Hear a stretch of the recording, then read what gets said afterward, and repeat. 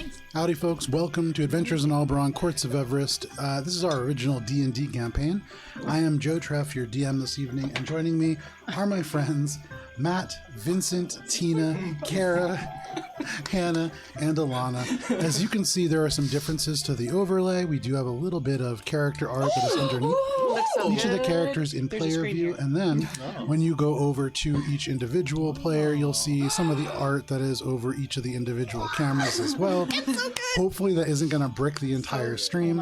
And so for some of the views, you'll see some of those elements. You'll also notice that our crest is now updated to the current one, and there's also an art crawl that goes during the break, and so all of that.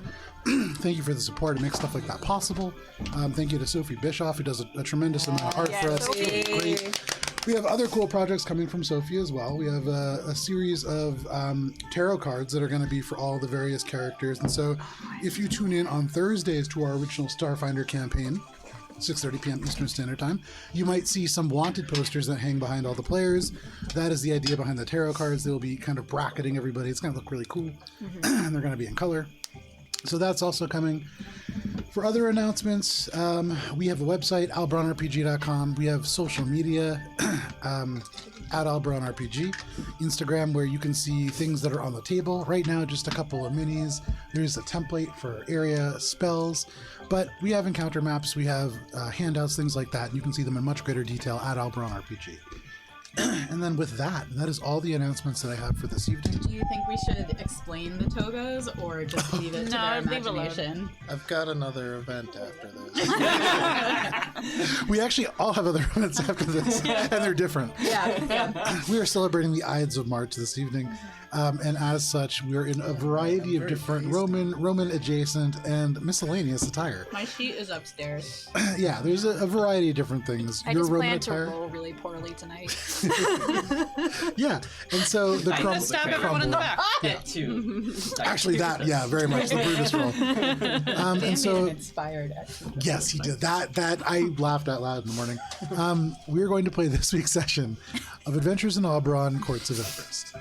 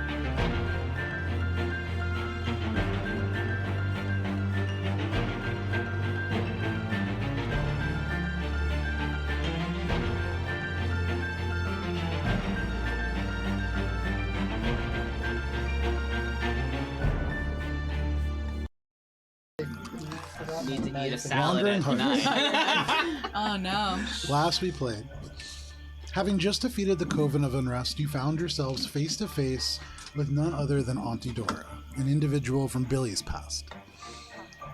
She insulted you, Billy, calling you ugly and a waste and chiding you for throwing away everything that you'd ever been given, despite having everything that you could want in her eyes anyways. As she turned to leave, Billy, you attempted to charge, and Alina hurled Eldritch Blasts when you found that your legs were unable to move. Bound by the very pact that had brought you back to life in the first place. These struck Dora down with mighty force, but she fell apart into sand. And as you rushed forward to investigate, Valis returned to the tower to get the group and was confronted by a voice calling out from the darkness. This voice ended up belonging to the newly undoggened human, a 50-ish swashbuckler named Finn Mudd, who didn't have a great recollection about how he came to be a dog, but remembered being aboard a ship called the Raging Harmony. You, up above, Cheshire and Minka looted the Sleepless Cauldron, found some items in gold, a very large diamond, and Cheshire actually buried some yucky items instead of taking them. Within Dora's false remains, those of you who remained outside found a letter that bade ominous portents, perhaps for some more than others, especially with the signature attached to it. You decided to find Oakermane and head towards Darkbriar after reuniting as a party, but found that Oakermane had instead found you, after Valis being on guard, not really keeping a super careful eye on the hillside below. You all journeyed north, with Finn accompanying you, planning to go as far as the nearest port. You stopped in a star-filled clearing, and here, excuse me, Oakermane told you all the story of the astral eclipse. Cheshire caught you up on some verses from a new song that she seemed to be remembering from nowhere, and you slept, with Alina observing something new for the very first time. Though excited, Alina, at seeing signs of the wild hunt, your party was quite injured and you made the decision to let this opportunity pass, and watched as the hunt receded once more. Oakermane in the morning was mildly displeased by this. But nonetheless, you all pressed on, feeling stronger than the night before, save Ori, who still felt like shit, but did level up mechanically. Hey. As the fog recedes and the trees become more sparse, and you peer ahead to where the valley opens up to the magiocracy of the rising storm proper below, you can see a form of a pack of donkeys who are approaching through the lessening mist, and that is where we begin this evening. Pack of donkeys approaching. A pack of donkeys. Are they being ridden by anyone, or is it just like a wild pack of donkeys? Man, who knows? Usually I want to wait to We find leave out. the story area yet? I forget. I know you just said it, but Yes, I got you did. distracted by things. You're probably across about the 2 table. hours out of there. Okay. Okay.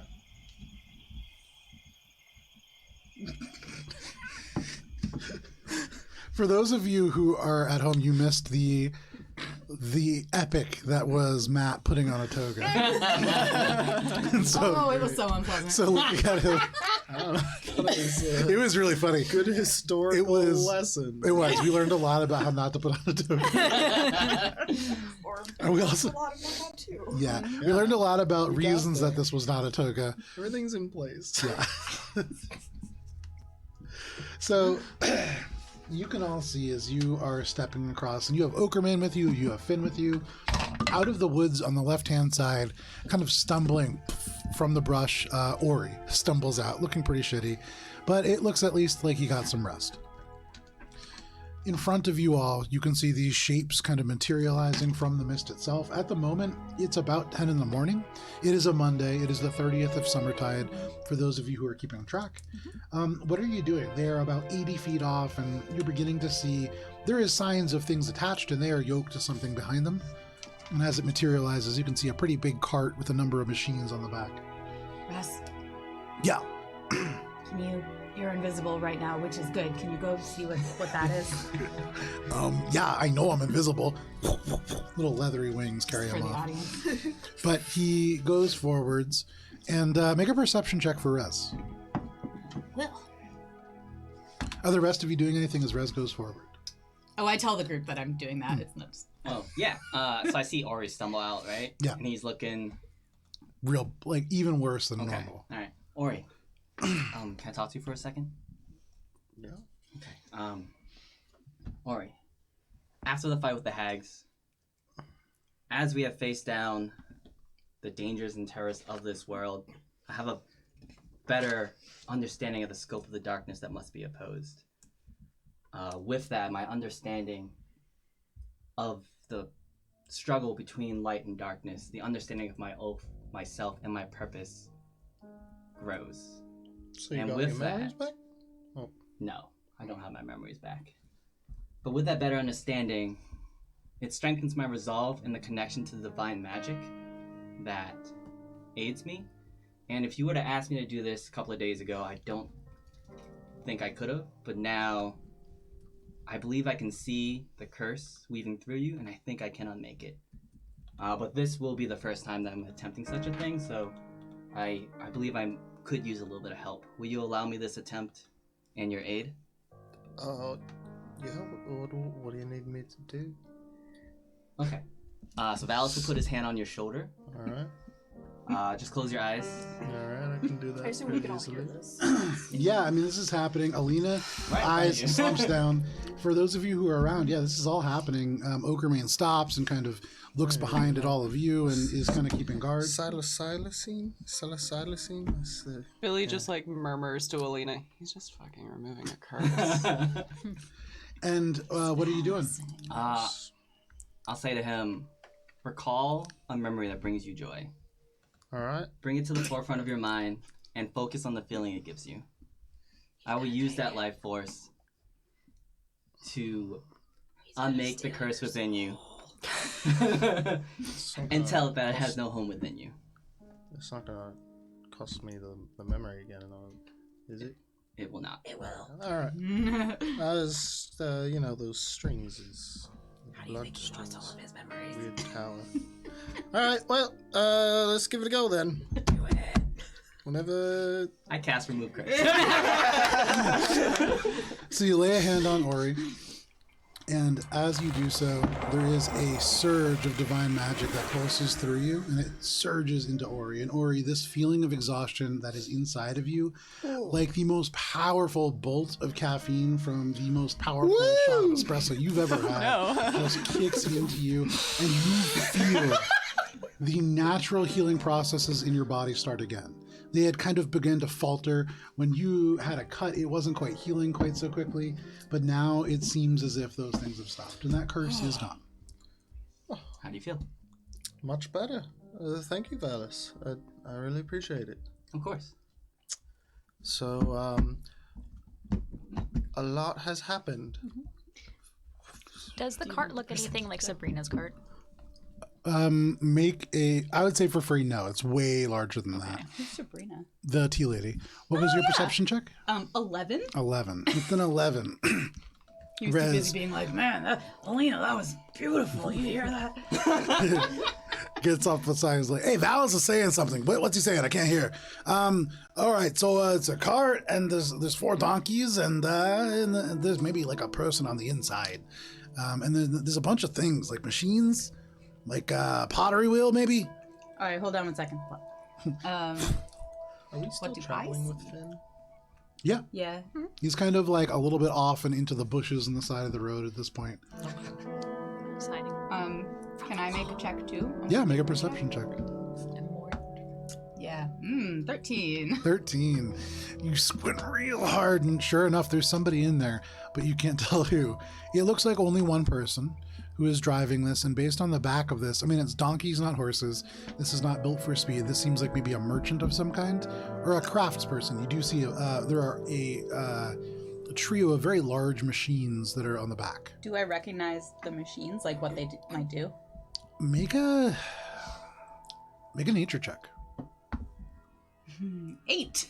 8, not a clue. Not good. Looks like maybe something to make bread. Okay.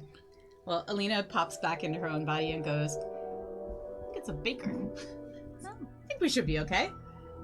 It's got bread making machines. Smell like bread?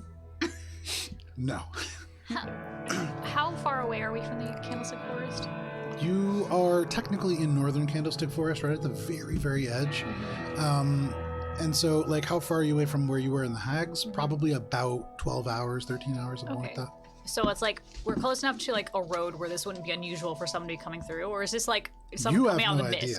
mist? Or you know, being in a little bit closer to your neck of the woods, you're not too far off from a pretty major road, the Blue Bolt Coastal Roadway, which runs along the western coast and then kind of wraps around and up to Darkbriar through Crimshell. Not passing through the Tower of Seafoam. That's more south, right? That's more west. It does go there eventually, but right. But it's like southwest from Yeah. where we are of the coast. correct. Right. Okay. They're like 50 feet. They slow as they begin to rise up the hill that you guys are on top of.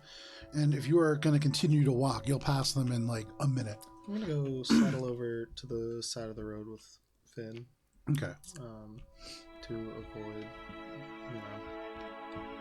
meeting on this road here. Okay. Probably So get out of the way. Okay. You get out of the way. No problem. Same. You all get out of the way, and this cart draws very close and it passes through the pack of all of you. You can see this figure through the gauzy fabric that drapes over the window here.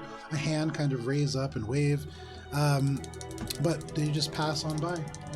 Can I was gonna say, Make a perception check. can Billy see inside? Make a perception check. Yeah, try to like glance up as they went by to see. If I wanna there's see. anyone. Kara's nosy. I think Val's are just like waving, like, hello, person. Minka, you actually recognize all the machinery on the back of this Oh. because it's all lapidary machinery. You see Oh. a carving wheel. You see actually a polishing, something that is like a foot pedal polishing stone. It's all very nice machinery, much nicer than the stuff that you've typically seen or worked with. But that seems to be what this person is in the business of. Oh, it's a gem cutter. You kind of 27. wait. Do you? Well, they're 18. 27. Okay, with the You think, 18. Sorry. they know any of your people? All gem cutters know each other, right? Hey, for once, it's not racist. Oh, wait. Stable characters. So Aminga's gonna go try to flag them down as everyone looks at them. Okay, no problem. So as you look at them, they do begin to slow down a little bit, and the donkeys, they all begin to kind of bray, one rears up, and it's an unorganized group, but they do come to a stop. Billy, as you're looking inside, you can see this is an individual who, they're human. They are probably about in their mid-30s. They are wearing a leather apron. They have a set of gloves and some other things that are kind of piled on the seat next to them. There is what looks like a locked sort of treasure chest looking thing that is roughly the size of a loaf of bread that is underneath the seat, and you just barely see that. Ori, with your check, you note all the same stuff that Billy sees. You can see on the side of that check, you can see Maeve's Fine Stoneworks in common that is kind of marked across this. And you see it is marked, sorry, give me 1 second. It is marked with the city seal of Darkbriar. And so this seems to be coming from there, or perhaps originates out of that town. And I would say you also note on that seat, there seems to be a really large rock that seems to be like elements of gold that are kind of flecked into it, maybe like raw gold ore mixed with other things.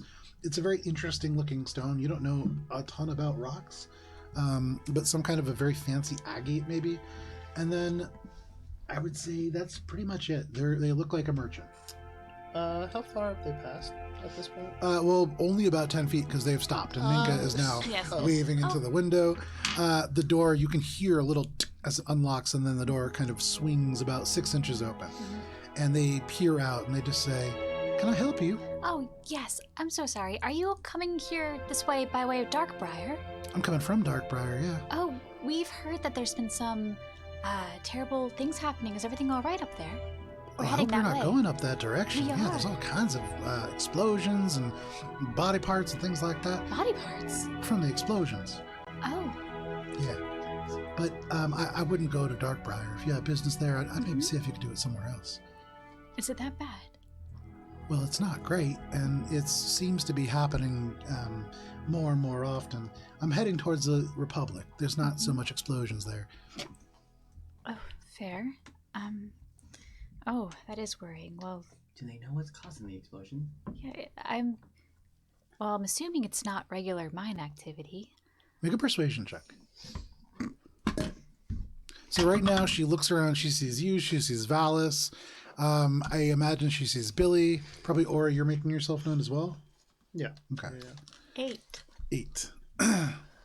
She looks at you and she says, I mean, people say all kinds of things, so I couldn't tell you why, but yeah, there's been a couple of different explosions. I would just be really careful. And people, when this kind of thing happens, they get really suspicious, so be careful who you talk to as well. Yeah. But really, I would maybe go somewhere else. Oh boy. Okay. Well, I'm sorry to bother you. It's okay. Be safe, all of you. Thanks. Oh, You- are any of you magic users? Yes. You should be especially careful. There's these roaming bits of animated armor that are going, and they seem to be attracted to spell users especially. So be careful casting out here, especially as you get a little bit further north. Oh. Are we on a north heading? Yes. Shuts the door. there is a brief crack of reins, and the donkeys begin to bray quite loudly, and this cart begins to pull off. Animated armor, is that like what you do, Valis, when you make the rocks? You do stuff? Not sure. I'm sure there's many ways to animate armor. Attracted to spellcasting. That's Sure. weird. He's on the In a other foot. mediocrity. Wow. Yeah, the it's a most good worried thing of we us can all, use or- our spells to protect ourselves, though. Yeah. Well, that's upsetting. Either way, onward. Oh boy. Well, we don't have a choice, right? We've got to keep going either way. Yeah. Well, at least we have some heads up this time, and we're not just wandering blindly into nothingness. Yeah. Right? Remind me, are you from Darkbriar, or is that just where? I mean, that's just the closest town. Oh, So it's easier to say I'm from Darkbriar than, Walking and talking. I'm from an enclave. Always. Okay. So you guys begin to walk, and at this, Finn comes out and kind of leans on a tree and goes, "So, just out of curiosity, you guys are adventurers, right?" Mhm. I don't want to be presumptuous or anything, but some of the people that I travel with, when they are adventuring, they try to get diamonds and things like that. And Well, you know what? Don't worry about it. And at that, the tree that is leaning on kind of like lifts his leg up, and the tree is Okermane, who has taken the form of a tree, and Finn kind of starts away. But they are ready to go, and if you want, you can walk. Alina's and talk. like, "Oh my god, do you think you should? Do you think Oh, I have They've got- something. diamond? I Okay. mean, probably Picking their up gems on have it. Finn, Do you think we should does he? see if What do I But I know have about one. him from the last you have one? like do we have amount of time? anything? Would I have to, any do inkling? we have any? I don't know if we have enough gold I'm to get broke. another. Yeah. I don't So think last I- session, Probably when can't, you were kind of not feeling the best, you were just paying attention and listening in. And so you know that Finn seemed to have lost their memory while aboard a ship on the west coast called the Raging Harmony. They are pretty anti-matriarchy of the Rising Storm. They are especially not fond of the Starkbite family. They do not want to run into the Ambersworn. I don't remember if Valis told you this, but they asked Valis how he felt about laws and about breaking them. That's primarily what you know. Okay. You know He did he's- mention Morwen's name. he's also, vaguely so a he was- pirate, and yes, he did say that he was looking for somebody named Morwen across an ocean that exists in the night sky. Have you heard the name before? Huh? Oh. Okay. Thank you.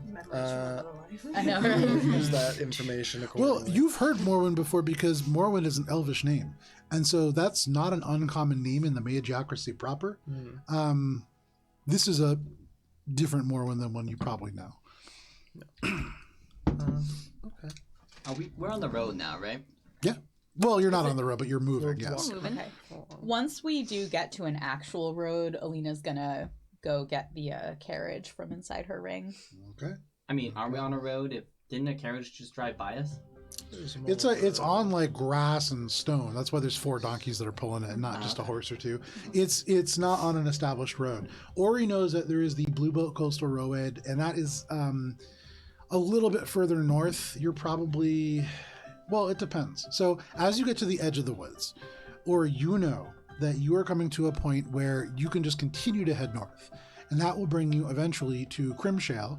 And Crimshale is where the Blue Bolt Coastal Roadway runs through on its way to Darkbriar. So if you wanted to take that road, that's the most expedient way there. That does take you right through Crimshale, which sits at the foot of the Tower of Crushed Blossoms, the Tower of Crimson Mage, rather. You could also travel a little bit more southly, underneath the kind of hillside, and you'd be passing through the shadow of the tower itself, but at least you're not traveling by it. You'd be on the shores of Lake Tarcana. There's the most unpleasant part that you know of that journey is there's a little forest that you have to pass through unless you go across the lake called Chotrotnik's Knoll. And there's a very unpleasant individual that you have to deal with to go through there, but you can pay your way across easy enough. Alright. Well, Alina's gonna lean over to Billy and be like, Billy, Hmm. do you think it's time to show Ori the letter? Does Ori look good? Yeah, better than he has in a while. Okay, does Looks- Ori look emotionally good? Okay. Cool. Billy's also not great As at emotionally emotions. okay He's as you probably can looking be better after than you all are at the this shit point. that's been going on. Fair. Fair, man. Are we in the carriage now, or are we No, like... we're just No. walking. You're still walking. Okay. So there's a road up ahead that way, or we could go kind of a little bit longer. But Billy kind of like hot foots it ahead that's... and heads up towards Ori and says, Okay. "Yeah, you want to point me in that direction?" And like gestures to the rest of the party.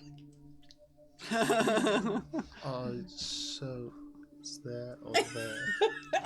let's go look. Are you all right? You got a minute? If you wanted to talk, you could just ask. Right. We're gonna go on up ahead, take a look, catch up in a moment. Okay. Careful, Billy. He has a habit of dying. Going to start So kind do of I. walking along, Um, generally in the direction of going under the Okay. tower Back, so along he's not Tarcana, but Okay. not like Oh, yeah, committing that's a to good that. idea. Sure. direction. Yeah, it's a little bit Get away, me so when he hears you still things have he Just kind of doesn't like. You guys meandering. can walk and talk for about half an hour Yeah, before you have just to kind make of a like choice. meandering in that direction. Sure. Yeah. Billy kind of pulls the letter out of one of her side packs and says, "Don't freak out." So you know the whole earlier bullshit. Yeah, I've been meaning to ask you, does the Bone Mother mean anything to you? Because, I heard your auntie, Billy, make a history check at advantage. Need another die. Or how they turn tables. Scroll. Where are my skills? 16. This is a name that sticks out to you. And it sticks out to you not because you know what it is, that eludes you, but what really sharply brings that name back into memory is the last time that you heard it, and you can't even remember who said it, was the last time, and perhaps the only time, that you saw Dora afraid.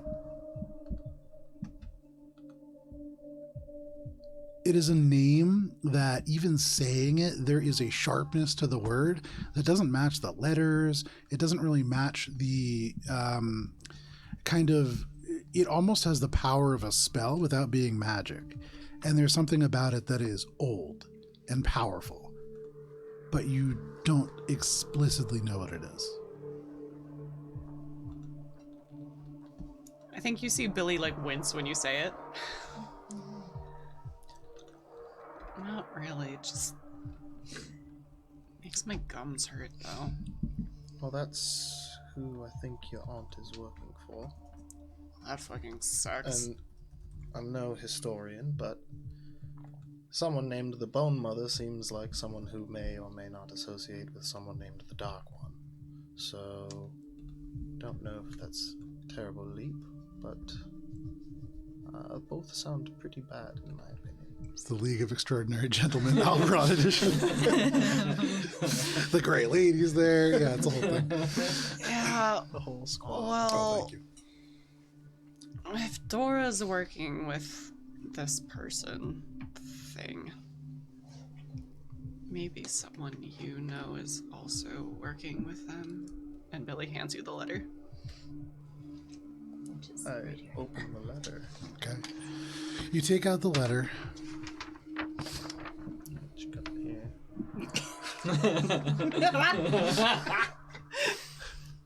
Make an intelligence check. Flat intelligence check. Flat intelligence? Yeah. To see Good thing whether I you just can read. Boosted my intelligence with that's what it is. observant. No, that's Woo! Hey, flat intelligence would have been a 14, but it's a 15. Hey. So you see Ori takes this paper out. dearest. No. The intelligence check is really to recall details about what you're seeing in front of you. The parchment that you are seeing is relatively unremarkable. You could find it anywhere within the Magiocracy of the Rising Storm. The ink is a little bit less usual. You can see it is normal dark ink, but there is a tinge when you hold it up to the light, ever so slight, of red. And that would indicate that it was created somewhere in the vicinity of the Tower of the Red Mage. And you can't recognize the handwriting. But many important people in the Magiocracy don't write their own letters, so it doesn't necessarily stand to reason that you would. The initials are interesting. Mm-hmm. Yeah. So Billy hands you that letter. So didn't find- Ori's reading it and holds it up to the light for a second, and then looks down and is just like focused on this note. We didn't find the signet with the letter. I'm assuming that one went with Dora.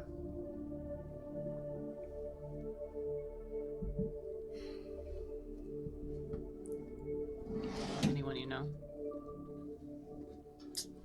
Can't say for certain, but we need to go north. Nothing's changed. Hands you back the letter. All the way back at the rest of the group, you can see Finn is like just peering ahead, trying to see what's going on. And he just turns around and goes, they're like passing stuff back and forth. You guys aren't worried about this? You have talking necklaces and note passing, and you guys are just cool with this? Alina's like, dude, you chose to travel with us, so a little less judgment, please. You said you were with adventurers. Were they not like this? No, they were good. What? Like, they work together, they communicate, they would have open conversations as a group. Dude. This is my first time being adventurers. Are we being good adventurers? Yeah, we're still alive. Well, to be fair, we like to give people a little bit of privacy for certain things, just in case it's a little sensitive, you know? Okay. Look, we've all already seen what they're talking about. It's just, All right. We don't want to bring you further into the dangers that we're facing. And you know what? I appreciate that. Why It are just we seems... traveling with Judgy McJudgeson again? We're trying to I get give into them my word that we Pointing over me. Somebody wanted to save the dog. I gave him my word that we take him to safety and civilization. Yeah, okay. He was better as a dog, though. Oh, we should ask. He just kind of swallows his words. He doesn't have a whole lot to say at that. Ooh. Oreo. But yeah, we should ask Ori about the flowers. Flowers? Okay. You remember a long, long time ago we were investigating a murder. While we were investigating that, we came across a little like dried flowers, or like a little sack that had remnants of flowers in it that was potentially poisoning people and giving them illnesses. Which we asked Ori about at the time, yes. Yeah. The sewers below the enclave? Yes. Which So- Ori said they were from the... Yeah, so they're from his home area, and if we're going to be near it, right? So should we look out for those flowers, Oh, right. or at least some, if they exist like naturally, or are they, or any evidence of them that could help us with that thread? Yeah. Sounds good.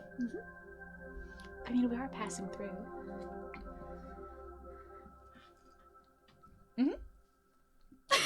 Rinka's just gonna like.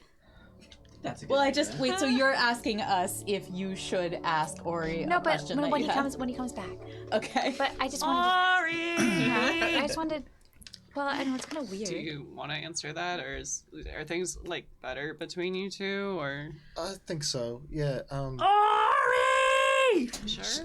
Now Hang he on. picks up the phone when Chester calls. Give me a minute. No, Minka needs you. Everyone needs me. Billy, like, Oh look. That was It's nice Alina to feel laughing.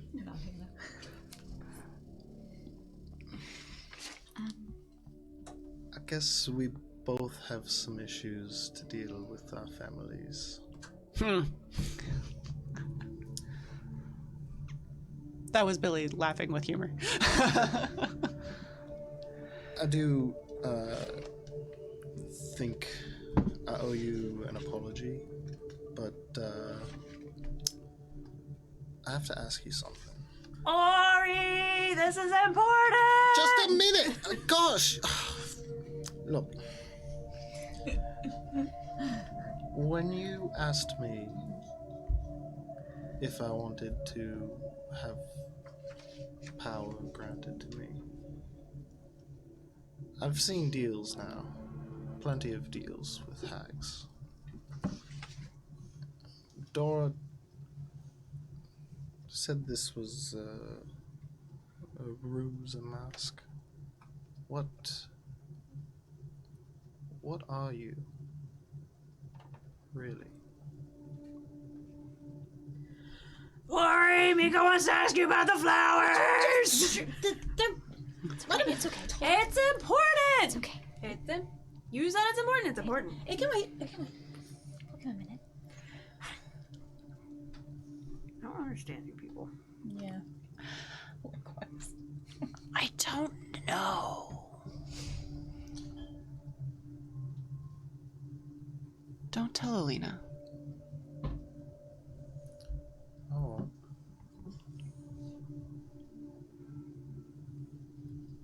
What did Dora do to you?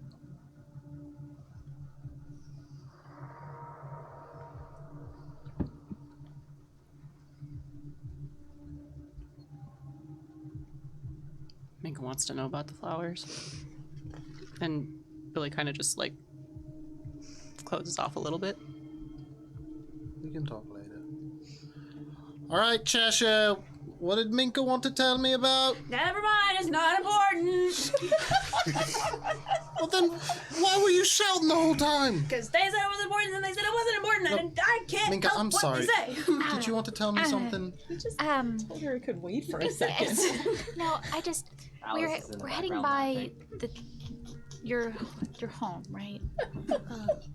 Ish? Sort of nearish to the area in which I was birthed.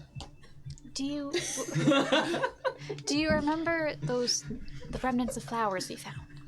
Yes. Yes. Would we be able to get any more information about those if we go through this area? Or should we just leave that alone for now? You maybe. I would rather not. Not quite welcome, per se. Do you need a hat? Like, No, for no, the he sun needs to be or a cow. Oh. I Well, did if you actually. if we go around in a different way, we won't go directly in the territory that I am technically disallowed from. Actually, Ori, Verbally. I have some pretty cool new magic that can make you look like a different person. For how long? I don't know, like 8 hours or so. I guess that's somewhat useful. I'm just saying, if 8 you hours. thought it was, if the only thing keeping you away from like a certain route or wanting to check It's something just out, also rather unpleasant, if we're being perfectly honest. You said we just came out of a hag forest. you said verbally disallowed. Doesn't mean physically disallowed. Is it like a barrier? Are you gonna hit like a wall? Well, I haven't tried. That would be fun. Uh, Can we try? Like one of those. What? That pretend that there's a Okay. wall. What? I think it's your Actually, choice. for real. It's your choice. We can take whichever route Well, you I feel do most have a most concern, And comfortable with. at about this point, too, if you guys are walking and talking, you're getting to the point where you do need to make a decision. You can see in front of you, there is this element of kind of like a mountain or large kind of stony face that on the right-hand side has a forest that is a little ways ahead of it. You can walk along the beach before you get there. And for what it's worth, it's getting pretty warm. It's probably in the mid 80s and getting warmer as it gets towards noon.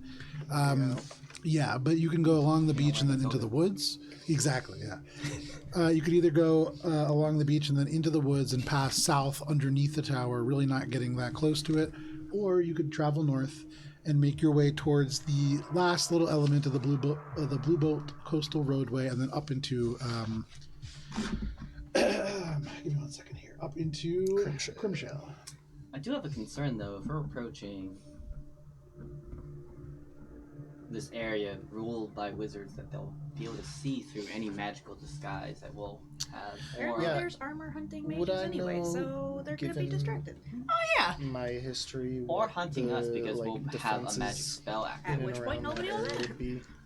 It's a good point. I would say you're from here, so you Right. know a pretty good amount. Crimshale itself has developed since you've been gone, but even when Right. you left, Were the there guard that are around here, and this is before, so presumably Ambersworn are here. But even before they were here, the guard had abilities to see through magic. They needed to activate it, so it wasn't a passive thing. Right. And but then if when they you passed, suspected it, if you passed into the tower proper, then there, they would. yeah, there's some wards and things that can drop illusions and stuff like that. But there's a couple different things, and then there are a few folks in the town proper who can just see through illusions. Right. There's at least one person. Well, so that won't necessarily work. So just get in the eventually. carriage and don't talk. Well, yeah. So we can go either way. It will just be different things for different people. What do you think is best, Ori? Yeah. Really ask the tough questions, Valis. So, trying as best as possible to remove any sort of emotional pull. Realistically speaking, going up to the road is going to be quicker.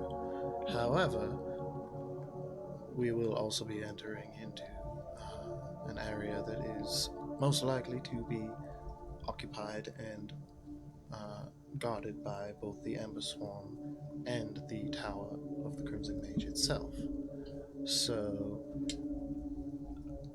they will not be able to be tricked for very long by simple illusions. Were we told to avoid the Amber Swarm?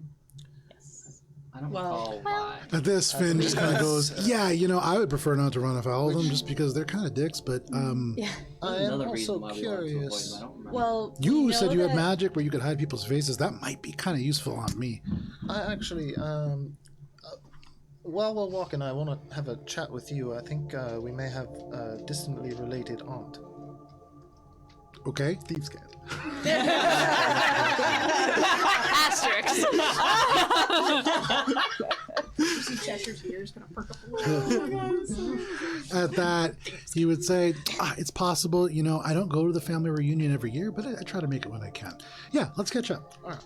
Well, in any case, going north will get us to the closest thing to a main road in this area, which will also bring us very close to the tower. We could also go towards Lake Tarcana, quite near, but a little southwest of where we landed, and go along there. We need to go that way. Cheshire points north. All right. Well, Kind of right between the two routes. So you've given us our options, but you still haven't I will answered. make myself scarce. Which... Why? Okay. So I guess we're all just picking them while they go talk about their aunt. Remind me, is Finn an elf? No, he's a human. How could they have? Aren't they Oh, different? I meant if we are heading north, I will need to make myself scarce. Oh, that makes more sense. Oh, I see. Yeah. So we okay. should head towards the lake. Well, I am. I don't know if you've noticed, but I'm pretty good at making myself scarce when I choose to. Does our chariot count as magic? I said when I It choose is to. very magical, I'm pretty sure. But like, if we use it, does that mean we're gonna get the attention of the armor? But there's 5 of us are casters anyway. I mean, Well, it's inevitable, don't you think? I mean, like, I assumed they meant like active use. Oh. Like attracted to the use of. Have I heard of anything like this around the area before? Make a history check at advantage. Seems strange that they'd be targeting casters. It is in a an area like geography. this. Natural 20, you don't even Right, need exactly. that. Ooh. Okay, yeah, you They're all have. casters. Wait, just roll again to see if you double crit. No, I don't want to waste it. Then you just have a vision of the past. 15. Legend lore without being. Give me 1 second. So you've His heard eyes of roll in the back of his head. You've heard about hollow armor before. Hollow armor are full suits of ringmail typically, and almost always, but not always anymore, when they originally kind of emerged into Everest, they were fallen members of the Starkbite House, as well as Crystal Hollow soldiers from the Seafoam Revolution back in 1475. They wield swords and short swords typically. They will use the armor itself to engulf a spellcaster, and if that spellcaster is not proficient in armor, they're not able to cast spells anymore, which makes them pretty good at fighting spellcasters. They are rumored to kind of be after the people who sentenced them to death, aka the Magiocracy They're of the like Rising Storm. revenants. They're like Starkbites. revenants, yes. They especially gravitate towards spellcasters actively using magic. So what Minka is saying about the cart, absolutely true. The necklace that Javaris, the Wise, and this waistcoat, those are going to be glowing beacons in the darkness for these things. They roam in packs typically. They're not terribly smart, but they're definitely dangerous to spellcasters especially. I would advise avoiding the areas that the hollow armor will be near. And then We I don't know go where and those explain. areas are. Yeah. Okay. All right, Towards so Darkbriar. Oh, that sounds dreadful. hollow armor, yes, it's quite dreadful. The Starkbites family down south, nasty reputation. This Okerman kind of stops, and the woods are maybe like 15 feet behind him. He's kind of reached the edge of the candlestick forest, and he's going to say, I'll be further from the candlestick forest. He turns around and he kind of says, I've gone as far as I can go, and I must be returning soon. But whatever way you travel, I'm sure that you will be quite, well, he looks over at you, Alita, and then says, I'm sure most of you will do fine. I will warn you, if you head past that lake, the trees there are not friendly. That's the little forest that I had mentioned. Quite. Okay. Well. Thank you, Oakramain, for accompanying us. I will remember your bravery. He And nods and he says, you as well, Valis. You fight bravely at the front every time. Try not to hunt random people for no particular reason. I have never hunted anyone. I throw them. Billy kind of like gets close to Oakramain and says, "You did good." I know, and then stands up to his full height a little more proudly. Listen, will you tell Jacaranda about what happened here? No, he gives a big wink, and then he says, "Oh, I thought you meant about Not the that. clear." Jeez. Yes. I'll get another opportunity. I will. He looks at you for a moment, and he says, "It is not often that the Lord of the Hunt turns his gaze upon anyone. If you have an opportunity again, do not miss it." Okay. Yeah, okay. And he sighs. He was like very proud before, and now he's deflated a little bit, but he back towards the forest. He was nice. Until he wasn't. He really changed my perspective of him right near the end there. He had said a few weird things that seemed vaguely thought he was fine. trees premises. But then when he threw the herring gun, it was kind of solidified it for me. I don't, No, that's not when it don't happened. really care for Oakmain as much as I thought I did. I know, right? Upstanding But, individual. 10 out of 10. I guess Would better hire than the again. hags? Better than the hags. Oh, that's a pretty low The bar. judge will remain by the standards of the mortal lives we live. And That is just true. Remember that he He lives a long time because His he scale is of life a is, treant. And we are much different than ours. petty and insignificant creatures to him. Anyway, didn't you need to go catch up or something? I mean, can we just decide the route we're going so that y'all can go have your little family reunion? Well, yeah, like I said, it's, I'll go either way. We'll just change. You know, if we have an aunt in common, probably it's better to go by the lake. Yeah? If we Yeah. have a what? But it's that way. Alright, well, I guess, Finn and I will vote for the lake, and, we do go by votes, right? I vote with Ori. Oh, I trust your alright. judgment here. It's You are your from this neighborhood, part. I guess. Yeah, like if that's what you think is best. Is it this mage tower? Is the Crimson Mage that we're near? The Tower of the Crimson Mage. Is this the one that you can't? Is it all of them or just this one? Well, That's a yes. Excuse me if my knowledge about the towers is So- lacking. again with these questions, Alice. Oh, I with, don't ask questions. would the that I Amber don't Sworn believe have like you your know the face? answer. What was that? Would the Amber Sworn have your face? They just ripped it right off. I don't think so. When I was departed from this area, the Amber Sworn were not really present. Typically, the towers do not operate in unison as cohesively as it seems they are in more recent times. Is the Amber Which is Sworn- strange. The Amber Sworn is. Is that a from union of the towers? No, the Amber Sworn is the like the military guard for the Tower of the Amber Wing. Wait, so it's just for one tower? Yes, typically, but as we can see now, they have been deployed in other areas of the Magiocracy as ostensibly protectorate forces. What about that owl guy? Sentinel. Yeah. What about Which one's he in?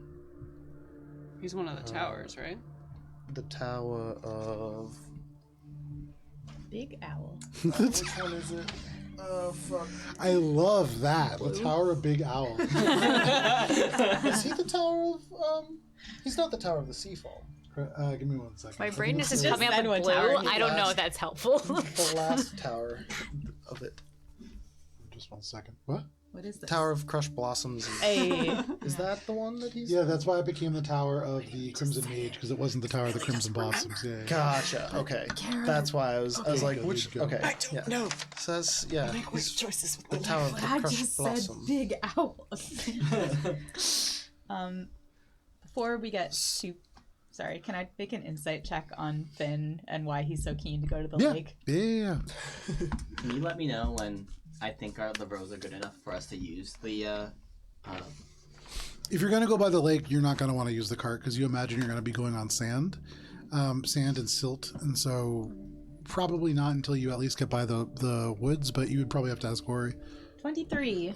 With a 23, it isn't that he wants to go by the lake. It's very much that he's trying to avoid Crimshell. He's trying to avoid something, not go towards something. And I think at this, are the two of you are going up to kind of like go up front to walk in this direction? Well, lead we the were way? still waiting to vote, right? Yeah. So I think we're still kind of just standing around and everyone's... All right. casting So their vote. Cheshire, Billy, and Minka, what are your votes? That way. So is that north? Pointed between the two It's still. north. Um, All right, so I don't mind. 3 against 1 and left to vote. 4 for 1. All right, well, we have a majority, but I do want to hear what your opinion is. Well, we're gonna go. The lake is where we saw the Inakamudi, right?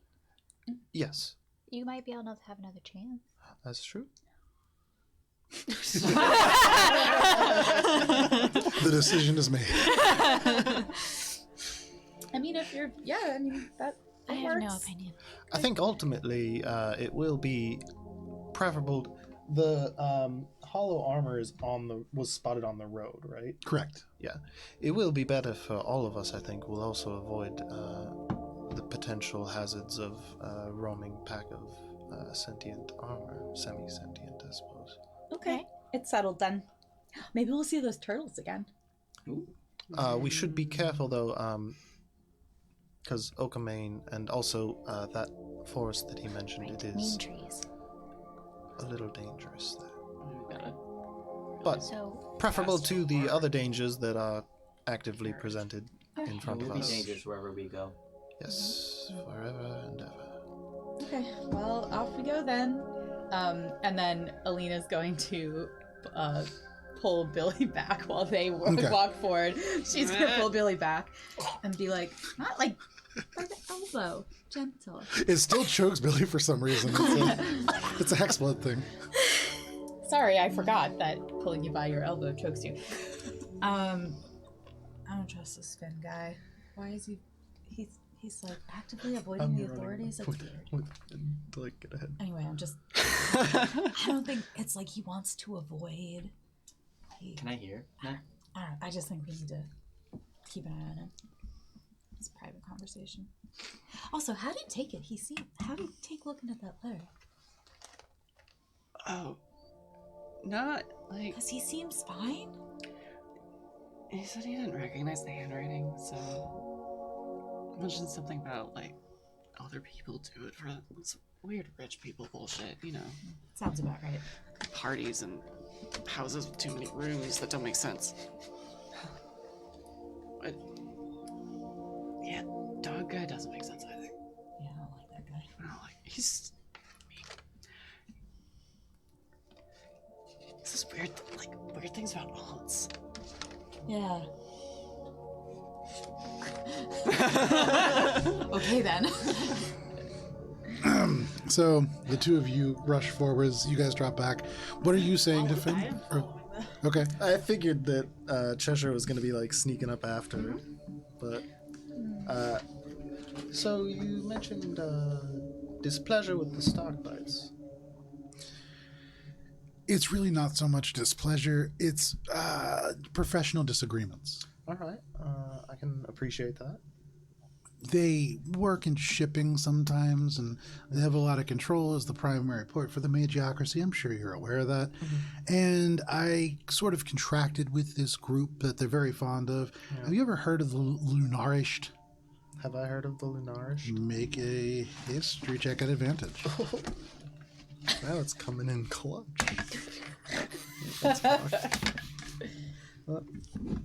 Hardish. 14? You're not specifically sure. It's a bell. It's a guild. Oh. It's a merchant's guild, and they have their hands on all kinds of things. And that makes sense. They do, merchants.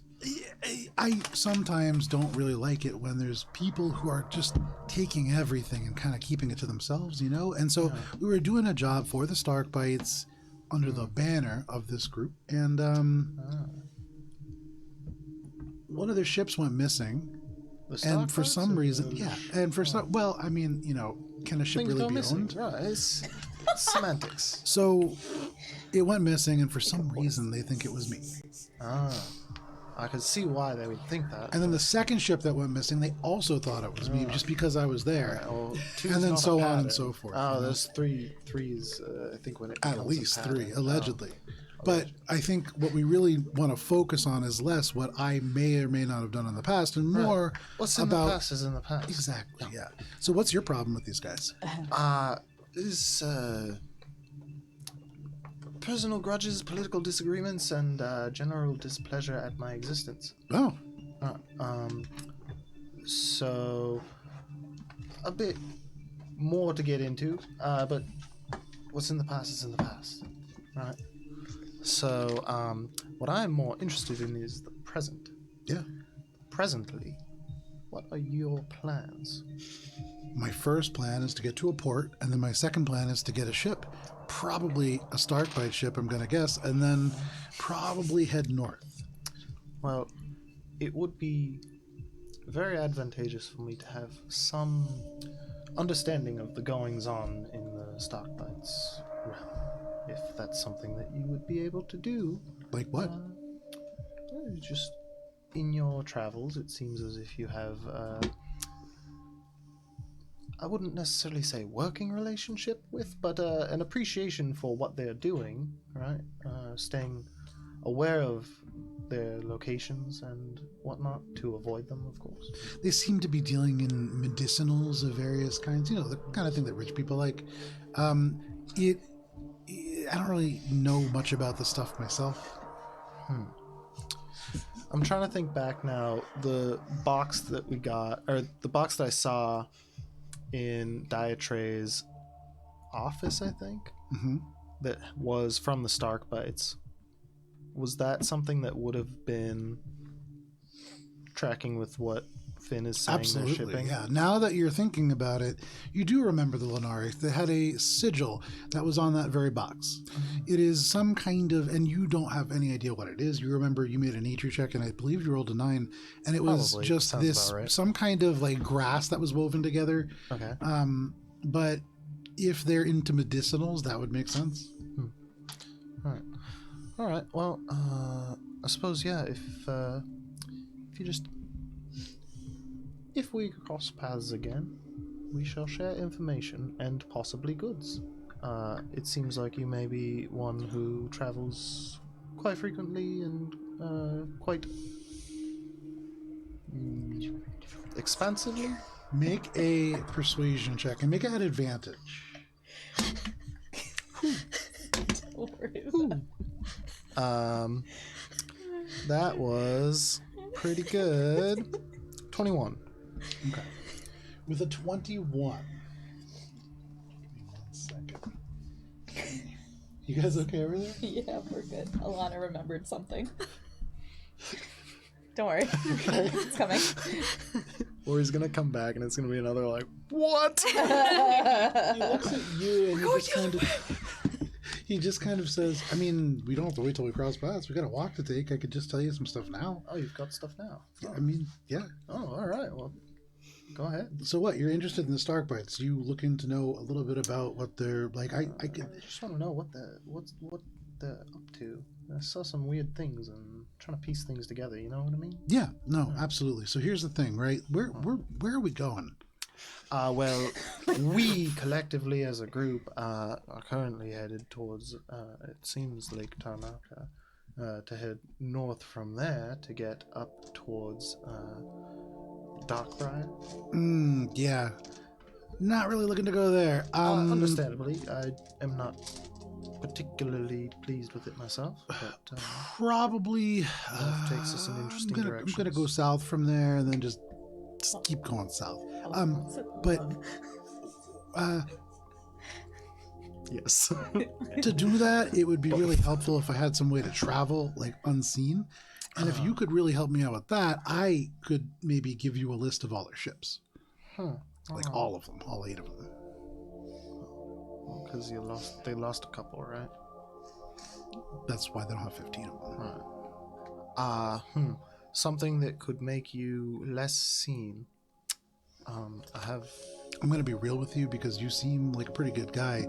I heard that there's a cart that you guys have. And that would be really, really helpful. Yeah, it probably would, but it's not really mine to give. It's sort of like a company. That's the weirdest thing about that.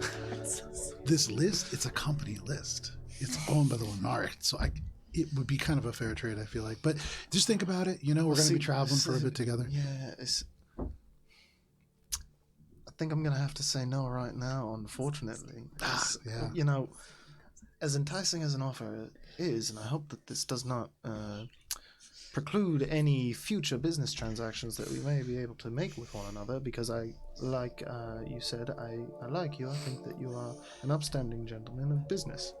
I think that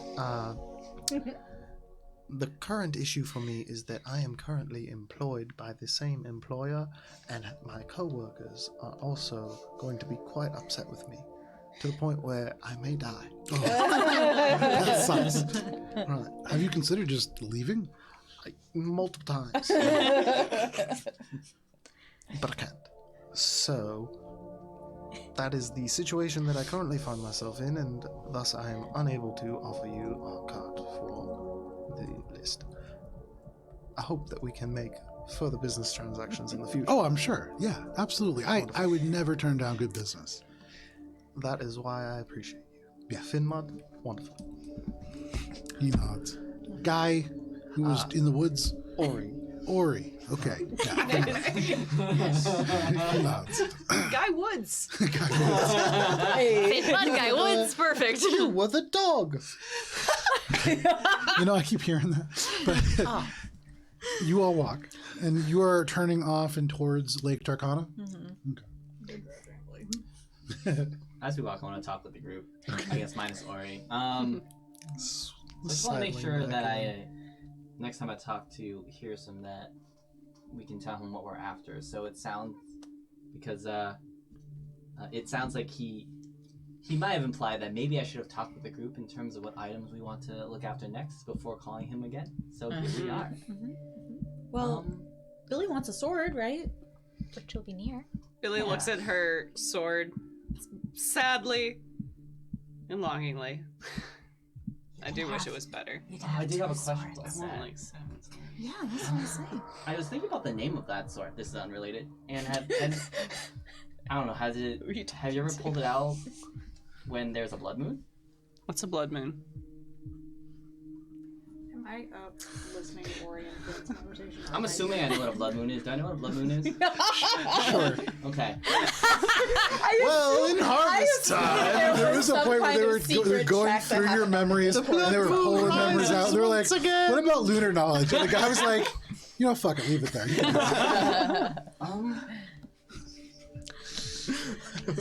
about the moon. Sometimes during, and I think it's around the harvest time, the moon, The what? the light that the moon sheds is reddish, and people refer to that as the blood moon.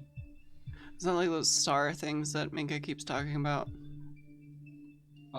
Is there a moon in the world, by the way? There is, Okay, yes. No. One of the things to know is blood moons are not as uncommon because technically it's a binary star system, and so a blood moon occurs whenever there is a lunar eclipse. I believe it's a total lunar eclipse, and there's another factor that comes in there. Yeah, that's what it is. It has to be of the heart, and. Do I know when the next blood moon is, or would I know based on calendar or looking at the moon? Joe, you're right. Thanks, Talon. What? You're right. Oh, hey, That's what it is. that's my Science, biology. Some fries, motherfuckers. So we are currently on the 30th of. You are literally the second day into a new moon. So you have quite a ways to go until the next full moon, and the next full moon is not a blood moon. That would be. Just consult We Star could've Chart real just quick. stayed in Petrichor waiting for that years battle of from the now. bards, you know? It's still coming up. You guys haven't missed We can out. still go back. We can go back. We haven't I thought very practiced at mindfully about the all. timing so that you will have a second chance in theory to go back. But we'll be so out of practice. All right, everyone. Long rests from now on. We all practice our instruments. Band practice starts every morning. So at the I have a moment, clarinet now. Hey, there we go. it's true. Somebody has Big something band. for Ori, I believe. Yes, that's what I remembered. Yeah. I've had a hand drum this whole time. I just don't play it I'm because, sorry. you know, appropriateness. So it's Summertide, currently the 30th of Summertide. You know that the next blood moon is going to be on the 27th of the fading, which is in about 2 months. All right, I'll tell you that. So it only happens during the full moon. The next full moon is blood, what Joe said. But that's not a blood moon. The next blood moon is the 27th of the fading. Might not do anything, but I know what a blood moon is. Billy walks forward. That conversation happening with all of us? oh, I get Or am I it. still up? She was messing with You're me. kind of like between the two, so you're hearing a little bit of both. Yeah? Classic Cheshire. Wait, so sword, good, but two sword, Better. better. Also, Dilly gestures to like the fact that she already does have 2 swords What's it and a worth to you? dagger and like another dagger. It's like 5 swords. Awesome. What's it worth to you? What? A sword. Like to sell it to you? No. This one? I don't want that one. What sword? Are you trying to buy a sword from her or sell her a sword? I'm unclear. Cheshire, when I have a different sword, we can talk. I may or may not have something that might pique your interest. What's it worth to you? Cheshire, you know I don't have any money. I'm not asking about money. And you know I don't appreciate hag deals. It's not a deal either. That sounds like a deal. We've entered the age of fair trade. That got me pretty good. I don't make trades without seeing the goods. I will pull out the Panther Hilt sword. Okay. You pull out this. Yeah, I from. don't remember that I at believe it's all. from Linsunder's estate. I have to go back Right, and double right. check. Give me a second here. That would make sense. Can Billy inspect the sword? Yeah, make an investigation check. Sorry. Fuck, you sure not a Is perception this all happening like right in front of the rest of us, or have you like pulled her aside? Have we returned yet? Huh? Have Finn and I returned? I feel like Cheshire's like obfuscating the sword a little bit. Yeah. Because Billy's rolled low. It's mostly Billy just like squinting. I mean, she hasn't moved closer. She's still kind of straddling the two groups, so. Is that a magical sword, Cheshire? What's it do? No. What kind of sword is it? So you don't want this one. And Billy holds up Blood Moon. I mean, if you think that that's a fair trade, then I'll take it. Billy can't see from I'll give you my sword. It's not great. It's just a I sword. don't want that. I want a better one. It's worked well. But thank for me. you. You're not here. I am. We're back. Okay. They've walked back. Never mind. Can I look at the sword? See if I Make an investigation check. What? roll 20. Oh my god. Look at that. Give me 1 second. Let me pull up this. Session 7. Big. Billy is just holding Blood Moon like, I've had you for a year and a half now. It's like when Ash gets rid of his Butterfree. It kind of is. There's a cliff and everything. That's amazing. I like how this conversation has veered wildly away from where Valis wanted to go. Valis was like, hey, what magic items do we want? And Cheshire was like, magic items? He's like, trench coat? Is that a magic sword? Yeah, we did the whole Javaris inspect Right. thing. We just couldn't find anything else about it, but out of Yes, character, It was it's a +1, really right? good thing, like really good. Moonbeam? No, I don't know. it's a really great +1 sword Okay. in that it's cool looking. Is this going to to be like a hermit crab moment where like one like gets rid of it and just like pass it down the line? You get a natural 20. Okay, yes. Okay, sorry about that. It's So long ago. I may have misspoken. It's a jaguar, and that's why it took me a little bit to find. So this is a weapon that comes from, and I would say, Alina, you have no idea how you know this, but at some point through Thornholm, maybe somebody brought a weapon that has come from a subcontinent, really, called Tanakh. It is far, far, far to the north, up in a continent that used to be called the Ald, which has, within the last 100 years, or actually the last 200 years now, sunk down to the bottom of the ocean. Tanakh is one of the very few places that at one point was in the mountains and is now one of the very few places that is above water. And the jaguar has a lot of significance there. Typically, the jaguar is associated with royalty, and specifically with royalty within the Valley of the Jaguar, which is where it gets its name. This weapon is a +1 magical item that has the ability to, only once a day, cast a attack at range. It's called Bite of the Jaguar, and it's you imagine a significant amount of damage if it hits. It is once a day, and so it's very much kind of like a glass cannon. But that's what Just it does. like So, wait. So, Alina sees the sword, leans over, and just whispers all of that into Billy's ear. Just Billy? Yeah. But Alina is not a good whisperer. So she's like, it's from Tanakh. I don't know why I know that, but it's like, oh, it's Jaguar tooth. and From the I think Valley it, of has the a really Jaguar. cool spell. I just wanted you to have like the full. You can make an informed decision now, okay? I have a proposal. Billy thinks really hard. And you watch as like a little like glittery like stream of like darkness kind of breaks from the sword. And she passes it over. Wow, didn't see that coming. And as you grab the sword, you feel in your mind that this is called Mors Mordor, which is roughly Death Tooth. And I'll make a little card for you, but it was in the Loonsunder mansion. It was a very Obscure item. It's part of a collection of items that he has that are really more cultural than anything. That was in the bar. Yeah, but it came so yeah, it has a whole. This is Fun one fact, of those things. That's where Billy got hers. This is one of those things that's similar to Gunter losing the.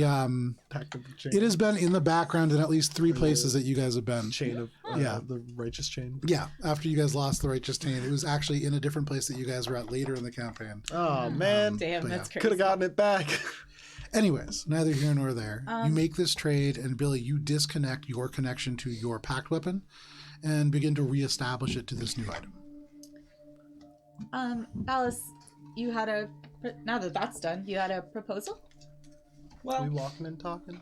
I also could use a sword that's a little bit less mundane. Chester's like, I got a sword for you. Hey, I got a sword. Because I might have something that. What's it worth to you? I'll give you. Well, How much gold do I get? I have this item. I've Would got you like to trade 32 this? gold.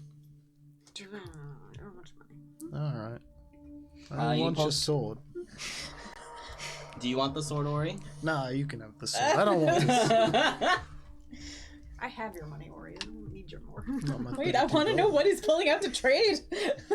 So I don't really have much on me besides my shield and the prayer beads, which I do quite often use. But I do have this, and he pulls out a little flask with some knobs on it. Do you know what this is? It's an alchemy jug. I say that out of character. I'll give you 32 gold for it. Oh my god. Hey. Thank you. Pleasure doing business with you. Likewise. Okay, well now that there's all this trading, we probably should ask Hirsum to find us something, right? Because he's just getting us stuff. Hey, Cheshire, what do you want to go after next? Yeah, what do you want? I have what I want. Friendship? Book. Book. Book? I want my book. Tell him I want my book. What book? The one that Hirsum took from Oh, Nina, right. waved it around carelessly. I apologize like 7 times. I am sorry. Hey, she learned a lesson. I can definitely ask, but I don't know if that's gonna I want my book. convince him. Well, It okay, so we'll probably work won't on because that. he took He asked that. what item I want my book. Yeah. I'll ask for you. We'll definitely work on that. Minka, do you what would be useful to you? I mean, I have the sickle, and that's nice. I mean, I don't know what else I would really want. Oh, okay. Well, if no one else is gonna ask for anything, It's I might just as well ask that- for another sword. Yeah. I mean, I I mean, think after the next sword we're swords getting? are generally We're pretty nice. yeah, we're going towards the sword. Yeah, we're gonna get the Yeah. sword, but we want Oh. this is an opportunity to ask him to locate Oh. an item for us to go after next. Oh. And again, as a reminder for all of you, at any point that you want, you can decide, you know what, we're going to go into Billy's home and we're going to go fight these hags. You can decide, hey, we're going to go into the Onyx Spire.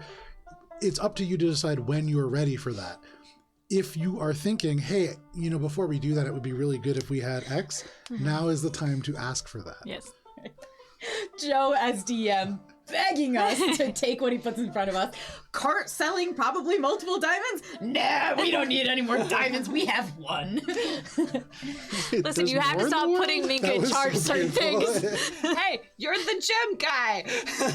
Yeah, but Minka also has a very different perspective on needs. Billy has 5 gold.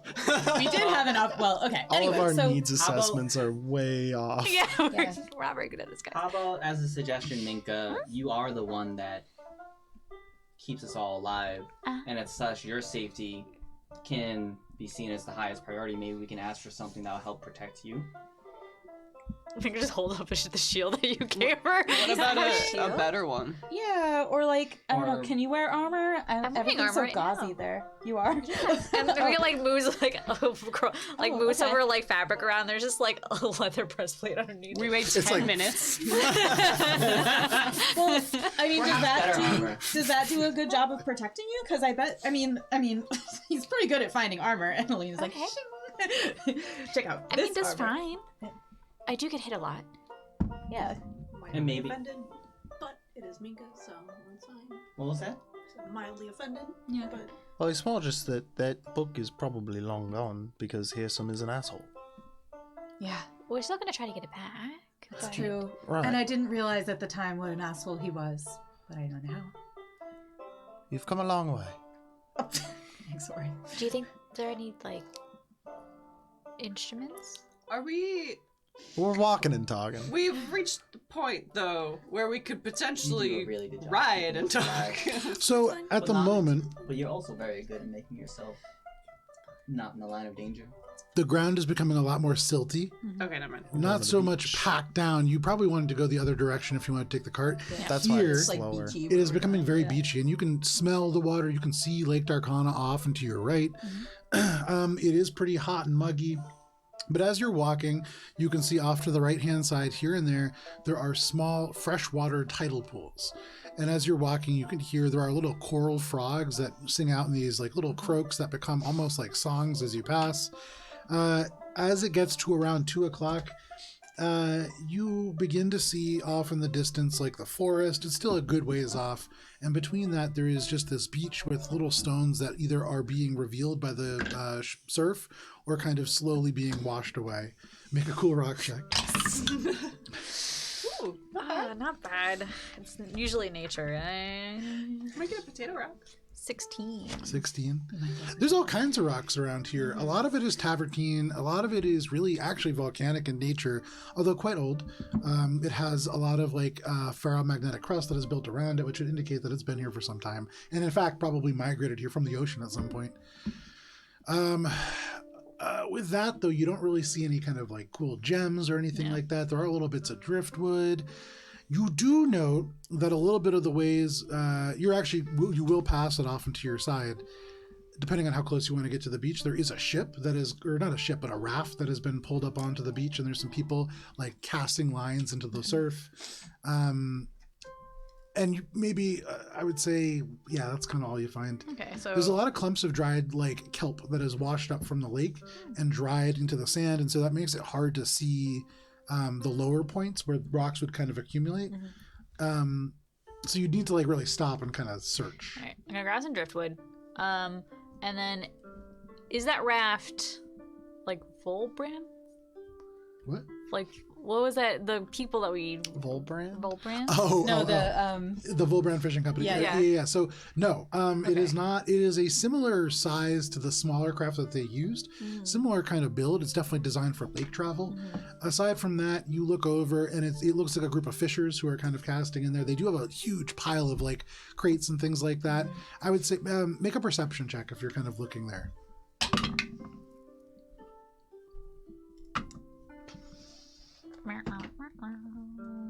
24. 24. You look over, whoa, your eyes zoom way in. There's 3 of them. You can see one of them didn't shave this morning. There's 3 of them. One of them's on the actual raft itself, and you see they pull up what looks like a crab trap, and it's loaded with all kinds of things like moving around within it. You can see it looks like within the actual crate that they are loading things into, there's huge slabs of ice. designed to kind of keep it fresh. This is like a pretty extensive operation for 3 people. The other 2 are in the water and they are casting lines in. One of them pulls out a fish. They seem to be fishing. Okay. There is seaweed in the water, and that kind of like goes in and out. Lake weed, kelp. It's kelp. And as it washes in and out, you do notice that there are bits of it that are not moving so much with the current. It's almost like it is moving of its own will. As like parts of it wash out, it goes out, then it washes in, and then when the kelp washes out again, part of it stays behind. And with a 24, that's just high enough to recognize that there's something going on there. But as far as you can tell, these fishers like throwing this line in, yeah, I mean, they're having a great time. As you all continue to walk, the forest is probably about 6 hours further ahead. You are getting close to like 4 o'clock at this point, and so before that time, you'll start to be heading towards exhaustion. But you can push it and reach the tree line tonight. How far are you trying to walk? Do we want to rest right at the tree line? What if the trees on the tree line are mean? The tree line of the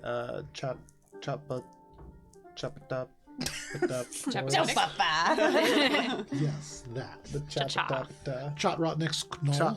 Yes, Chotrotnik. Yes. Chotrotnik's knoll. Yeah, that's so. the word. I mean, strictly speaking, there are trees close. there, but a lot of it is mangrove because that is a huge tidal flat where like the tide comes in and it's all underwater and very marshy.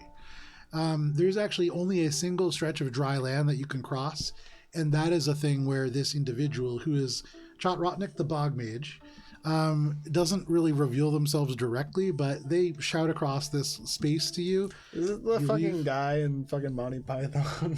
No, I love that idea. What is your name? This individual deals in gold, very strictly. He deals in gold because you can exchange gold for goods and services. Can exchange gold for goods and services. For those who do not pay, he can wash out the entire bridge and bring the tide in and in some way manipulates that. Turn him into a newt. Yeah, he's really more obnoxious and not terribly pleasant to talk to either. But they're not necessarily dangerous. Just like me. Yeah. Do you tell us that about this guy?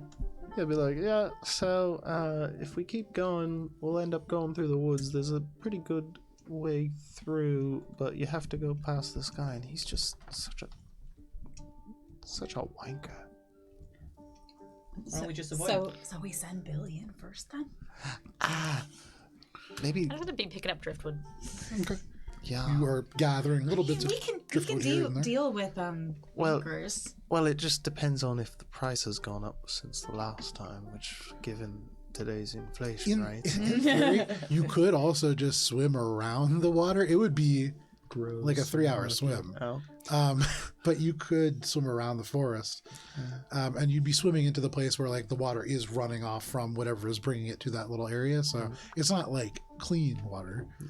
Yes. I don't want to swim. Weighing which one is You did that thing more before that let us walk on unpleasant. water, right? Chotrock. I don't have it prepared right now, but I could. We could, you know. Make camp now. Yeah, I mean, Get the spell. Walk like 3 hours around. Avoid. He's not that Wanker. terrible. He's just does the spell only work he's on like a toll man. creatures? Yeah, but can we Could you afford use the it on toll? our coach? I don't know. Only only creatures. How much was the toll last time? You've never taken it. There's no reason. Like this is, again, you wouldn't have had a reason to go here. Yeah, no idea. It's supposed to just be kind of unpleasant. Okay, I mean we can. Regardless, we can set up camp. Yeah, But think I we wouldn't should set touch up the camp. kelp. It's being weird today. What? Huh? Make a perception check. Can I make a perception Yeah. check? But not looking at the kelp. I want to look for pelicans. Yeah, sure. Make a perception check. Also, my passive is 26 now. 26. Okay. What was No, your check? it was then? a 22. 22. Okay. With the 22, with Minka's help, you can see what she's talking about. There is kelp that is in the actual water itself that when the waves wash away, it stays behind and it's slowly kind of moving towards the shore. Is it like the cyanobacteria? Not really. I mean, it does float on the surface, but most kelp and seaweed does. It's not blue either. Dirty 20. Dirty 20. You look around, and with your eyes in the sky, you do not see a pelican, unfortunately. Oh, that's a damn You do see some birds way up there, but they look more like seagull kind of birds. Okay. Was it a pelican I spoke with? Before? Yes. Okay, all right. Yep. Making sure my memory wasn't. You want me to fish? So maybe walk towards where the forest meets the shore, set up camp, and then walk around the woods next day. Does that sound like a good idea? Yeah, we could try to go through Rotniks, but like I said, he is a notorious wanker. Why don't we just walk around then? How much time would we save? Like Couple hours. 3 hours, give or take. If we walk through the woods? Right. Okay. If we go around. If we walk Maybe through it's a the few woods, then it takes us about 3 hours less than if we walk around the woods. That's math. But we Either encounter. way, the mean, issue. if you think he's a wanker, then he must Well, be, I've right? never met him, but I don't really know the what name this, precedes him. what this means. Is he a danger to us? Will he attack us? I don't think he would be a danger in particular to the 6 of us. You know, he is one ornery monk mage thing. He's like he lives in a bog. I don't know. What do we Minka, with your what's he previous gonna cool ask us rock for? check, there is suddenly a cool rock. It's way off in the distance, and it was as you like directed Ori to look at the kelp. That's what really made you see it. It's gleaming in white, and at the moment, maybe it's just that the surf is going out, but it's just it's on the beach and just peeking out from the water. And as the water goes out, it kind of disappears and then it reappears, but it's perfectly smooth. It's like a huge river stone, maybe. But yeah. Cool rock. Cool rock. It's like it's far. You barely see it. You see it glinting off like the setting elements of whatever light is kind of making its way through the astral Hey eclipse. guys! It's past the fissures and it's in the surf line that they are surfing, but maybe like another 30 feet beyond. I'm just gonna go, ooh, and just start like trotting towards the rock. What is Mika walking towards? You see Mika is like weaving between boulders and like making their way towards a flapping sail on like a beached raft. There's some people fishing. You see somebody who like throws a line and they turn, and they wave, and like Minka's making their way over towards these fishers. She's Well, doing the maybe thing they- again. Yeah, Minka, but, okay, so Minka, like wait. maybe we should talk to those fishermen, and Alina's like hurrying after Minka, like trying to catch her, and to the group like as like calling behind, like maybe those You just fishermen said know to be something about careful the of the bog guy. kelp. But it's not kelp, it's a rock. Waves of this guy who's like wearing waders, he's wearing a blue tunic and pants that are just like soaking wet. Even though he's wearing them, they've gone like all over. He's completely wet. But he looks over and he just goes, "Oh, hi! It's good to see you. Are you fishing? Oh no, I saw a cool rock, but good luck fishing. Thank you." And Alina's like, Just like a group of 5 people, like. The woman who's over on the raft looks over and comes up and says, "Hey, are you looking to buy oysters? Maybe. I Come don't over have, here." And I she don't- kind of waves over, and you can see like yanks this big chest of ice. All elements of like crabs are Mink's crawling around gonna on it. whip around to see if people are following me. People are running over that. Everyone's like, Okay, I don't have the money, but they do. I'll be right back. Oh, rock. and you can see now 2 of the fishers are waving, the other one is like casting in, and Minka's just going by. What do Minka, you think you she told them? just walk straight by these people and you walk over to the cool rock, and as the water goes out, it's huge, even bigger than you thought it was. This is probably like 5 feet across, and it's buried and lodged in the sand. You actually have no idea how you're going to get it out or carry it. What's your plan for that? The water washes away, and it's now like when the water goes out, it's fully in the beach, but when the water comes in, it kind of buries it a little. So I mean, the water will undo digging probably I pretty wish quick. to levitate the rock. It's about 5 feet across. 5 feet. Okay. So you go over and you cast levitate. What is the weight limit on levitate? The weight, 500 pounds. 500 pounds. Very nice. So Minka, you cast levitate on this huge rock, and this fisher casts a line in. They turn around. They're like 2 of them are looking over at you, and one of them says, "Hey, are you looking to buy oysters?" And they're like waving over at you. Oh, no, This gotta other help. guy casts in and looks over at you, and there's this big lift, and this as it suctions out of the sand, and it's huge, perfectly elongated, and then it opens. Would you like to see a visual perspective? Ah, there it thinking I that. wanted to buy oysters. Yeah, well, Yeah. we got eggs instead. A little Tabasco. You guys want to clear off the table? Maybe. No. You just found the coolest rock. This is the second time a rock that I thought was a rock is not a rock. Hey, A lot of My teeth. Like, bad. how many Remember the teeth, last though? time Inca wanted a cool rock and we almost died thanks to ooze? Yes. Yep. Well, no, I do I not got it. remember that. We agreed to never speak of it Hey, again. listen, ooze doesn't have teeth, okay? Oh God. Oh, ew. That we know of. So thank you to Kara for painting these miniatures. Oh. All of them, actually. Well, the monsters. That looks like a thing that is gonna eat So we someone. have a close-up right here, but you can see it in even greater detail at Alberon RPG on the Instagram. And there's a lot of detail that you can't quite see there. But Minka, you can place yourself directly in front of the yawning open Excellent. blood pearl as it stretches open, and you can see gleaming on the inside of it this dark it's a pearl that seems to be made out of almost pearlescent clotted blood that just sits on this huge tongue. But as you see this yawn open, and the rest of your friends it's- follow by about 40 feet, and so the rest of you can place yourselves 40 feet behind Minka, anywhere that you We're would coming like. from that direction. That direction, and then kind of like off and, yeah, I would imagine. Unless you guys were walking in the surf itself. 40 feet, you said, away Yeah. from Minka? Yes. That's probably around. Because it Probably is much closer. 8:45, as we are all setting up for this, we're going to step away for a quick break, and we will be right back for a little bit of combat. But we will be back in 10 minutes. We'll see you then. Bye-bye.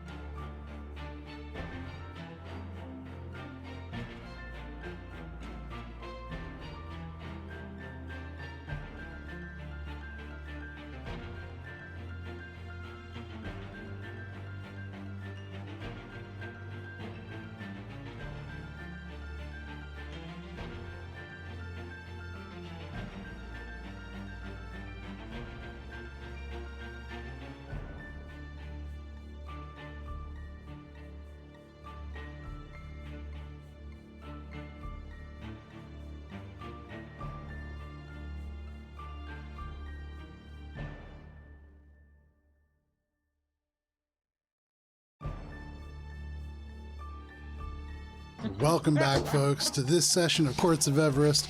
We're all in fully functional togas for the Ides of March. We're going to jump right into some combat. So, Minka, as you cast Levitate on this creature, first of all, are you concentrating on that? Yes. Okay, so mark Minka as concentrating, and everybody go ahead and roll for initiative. I have the power. Oh no. I should not be given this power. I can't read. Is everyone where they want to be? I am. I kinda put people They're in right alphabetical around. order. If you're getting flustered, I will take them back. Okay. Would you mind sliding the map a little bit more north if you can, just to get it on the... North is you? north is towards you guys. Well, yeah, towards you guys. You gotta just lift. I would that say, edge a like, the little. actual... never mind. It's Oh, Oh, I fine. see what you mean. It's fine where it is. Okay, anybody natural 20? Okay. Definitely. 25 to 20. Hold on.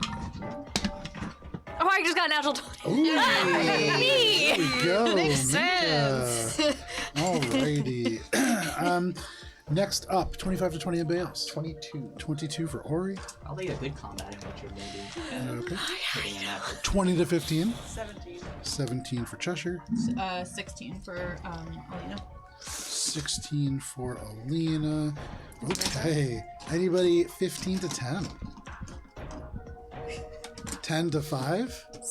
Raz is at 8. 8 for Rez. Rez beat me. 6 for Billy. And then Valis? 4. Hey, traditions. Okay. What's going on? And then Finn. Let's talk about this. There's 13. probably like fish he wants to talk to. He's still Fishers looking will for go his at pelican 0. friend. Yeah, that's what I'm Okay. doing. I'm eyes to the sky right now. So the way that this works out, Minka is leading us off, followed by Ori, followed by the Blood Pearls, followed by Cheshire, followed by the Sea Slime, followed by Alina, followed by Finn, followed by Rez, followed by Billy, followed by Valis, followed by, at the very, very bottom, the Fishers. Have we rested? You have, yes. You've taken a long rest since the last session. And did I get healed when I was removed curse, or am I still at half? You would have been healed to full when you full rested, right? Except it he was didn't cursed happen and until- Yeah, while so no, he you're at rested. half. So I'm still at half. You are still at half. What did he say the kelp Excuse me. So, Minka, Slime. in front of you, you cast Levitate, and as you hold this thing up, amazingly perfect symmetrical rock, and it splits open, and you hear this suction as the tongue rolls out. This congealed blood pearl just shines on the back of the tongue, and the teeth out of the top. And this creature yawns open, ready to swallow you whole. What do you want to do? Just gonna stick her hand forward and cast Shocking Grasp There you on go. it. Go ahead and make your attack roll. Oh, that's pretty good. So that is a total of 26. 26 absolutely hits. Go ahead and roll damage. Will do. So that is 2d8. Terrible damage. 4 lightning damage. 4 points of lightning damage. But that does do the full amount of damage at least. Okay, great. Alrighty. And then I'm gonna keep concentrating, and then just turn around and just be like, oh, I'm still concentrating. And Yep. just be like, mistakes, mistakes, mistakes, mistakes, mistakes.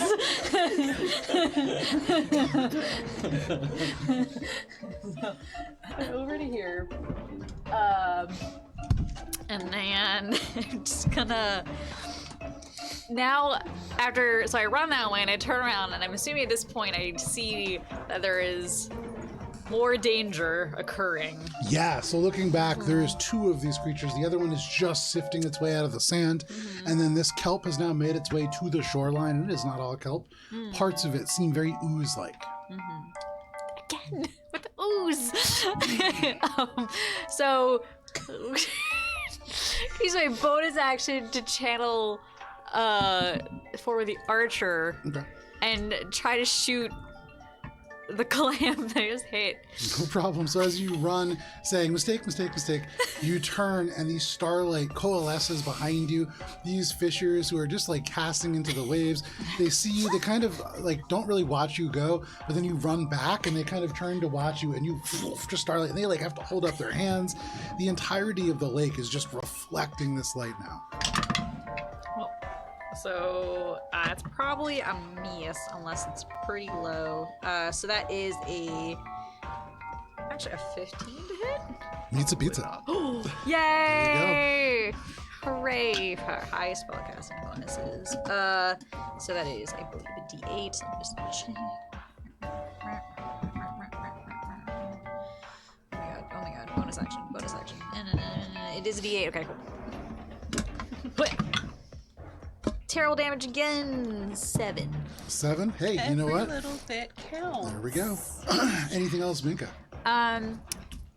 You know, that was my action, my bonus action, my movement, and my free action. It was yelling mistakes over and over again, so I think I'm okay. There you go. You turn, and as the light coalesces, you pull your finger forwards and fire one of them forwards. It hits this creature, almost bounces off the shell, but leaves a deep gout through the back. That is your turn, Minka. That brings us to Ori, and then the clams are on deck. Clams are on deck. How? These are just regular ass fishermen. Yeah. At least as far as you can tell. Damn. Are you asking about their ACs? Well, I'm If just you want to like, use an action to make an investigation check. no, I don't. I wanted to determine whether or not I should try to get in front of them to give them a chance to get away. So I'm gonna run up Okay. and then I'm gonna bonus action. Oh boy. Insightful fighting Okay. against the other one's not floating anymore, is it? One is currently floating. How high up is it floating? Minka would have basically brought it up to probably about 6 feet off the ground. So it can't really move. Probably not. I'm gonna insightful fighting the other one. Okay. And it's against its deception check. I made a deception check for it. Cool. Okay.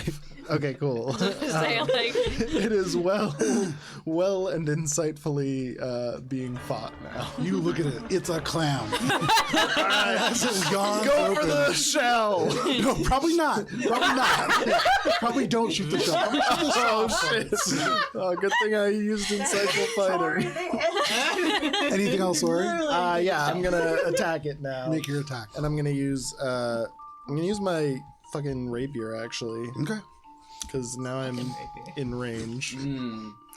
Regular ass Again, rapier. Can you use the foreplay rapier first? Yeah. Hey, It's the 4-play dagger. that's It really helps. 22 if to it's wet hit. First. 20 is absolutely a hit. 22. 22 is absolutely a hit. And it's a regular ass thing, so it's just regular ass sneak attack, which I don't think has increased after this level up. I don't believe so. So, and yeah, I guess I'm gonna just fucking whack this clam. Sorry.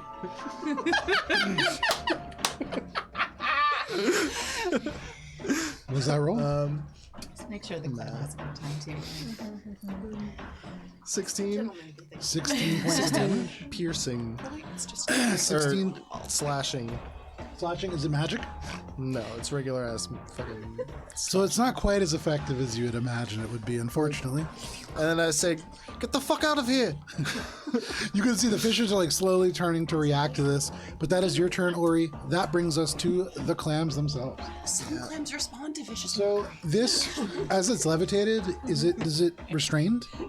no, I believe so. The wording on levitation I'm the one that's is not in. That's not in the air. The target can move only by pushing or pulling against a fixed object or surface within reach, Good thing it doesn't have arms which allows or it to move legs. as if it were climbing. Perfect. Unless it's like a So, or style. the one that is levitated by you, you shoot at it, it hits. You see Ori rushes forwards past the fisher, almost budging them out of the way, and then slashes out.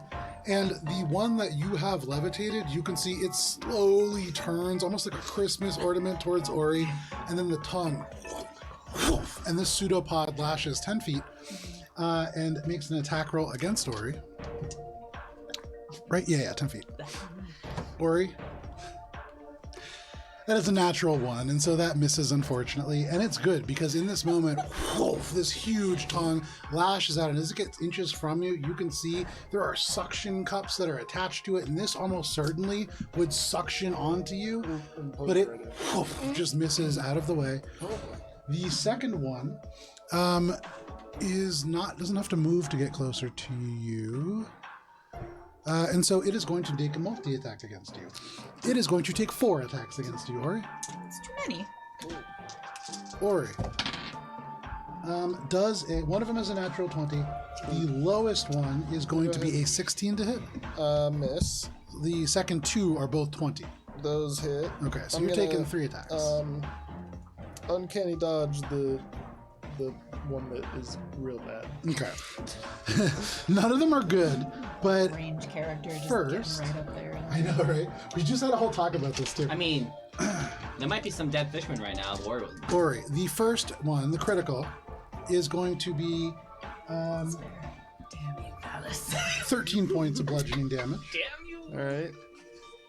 And could you go ahead and make a strength saving throw, please? Was the 13 already halved by uncanny dodge? Okay, so Let's have to 6. And then could you make a strength saving throw, please? I would rather not. You can choose to fail it. It's actually important. I would rather not do that though. He getting So, Ori, about those diamonds that So- we just got. Yeah. The guy's probably only a couple What was hours the check? away. It was a You see 7. the tongue barely misses you, and you see it could suction on, and you're like, man, that's good. The second one, right in the face. It suctions on. It's 13 points of damage from the first. Because you are now grappled, this is using an adhesive trait. The second 2 attacks are technically at advantage. And so just to make sure they're not crits, they're not. They're both lower.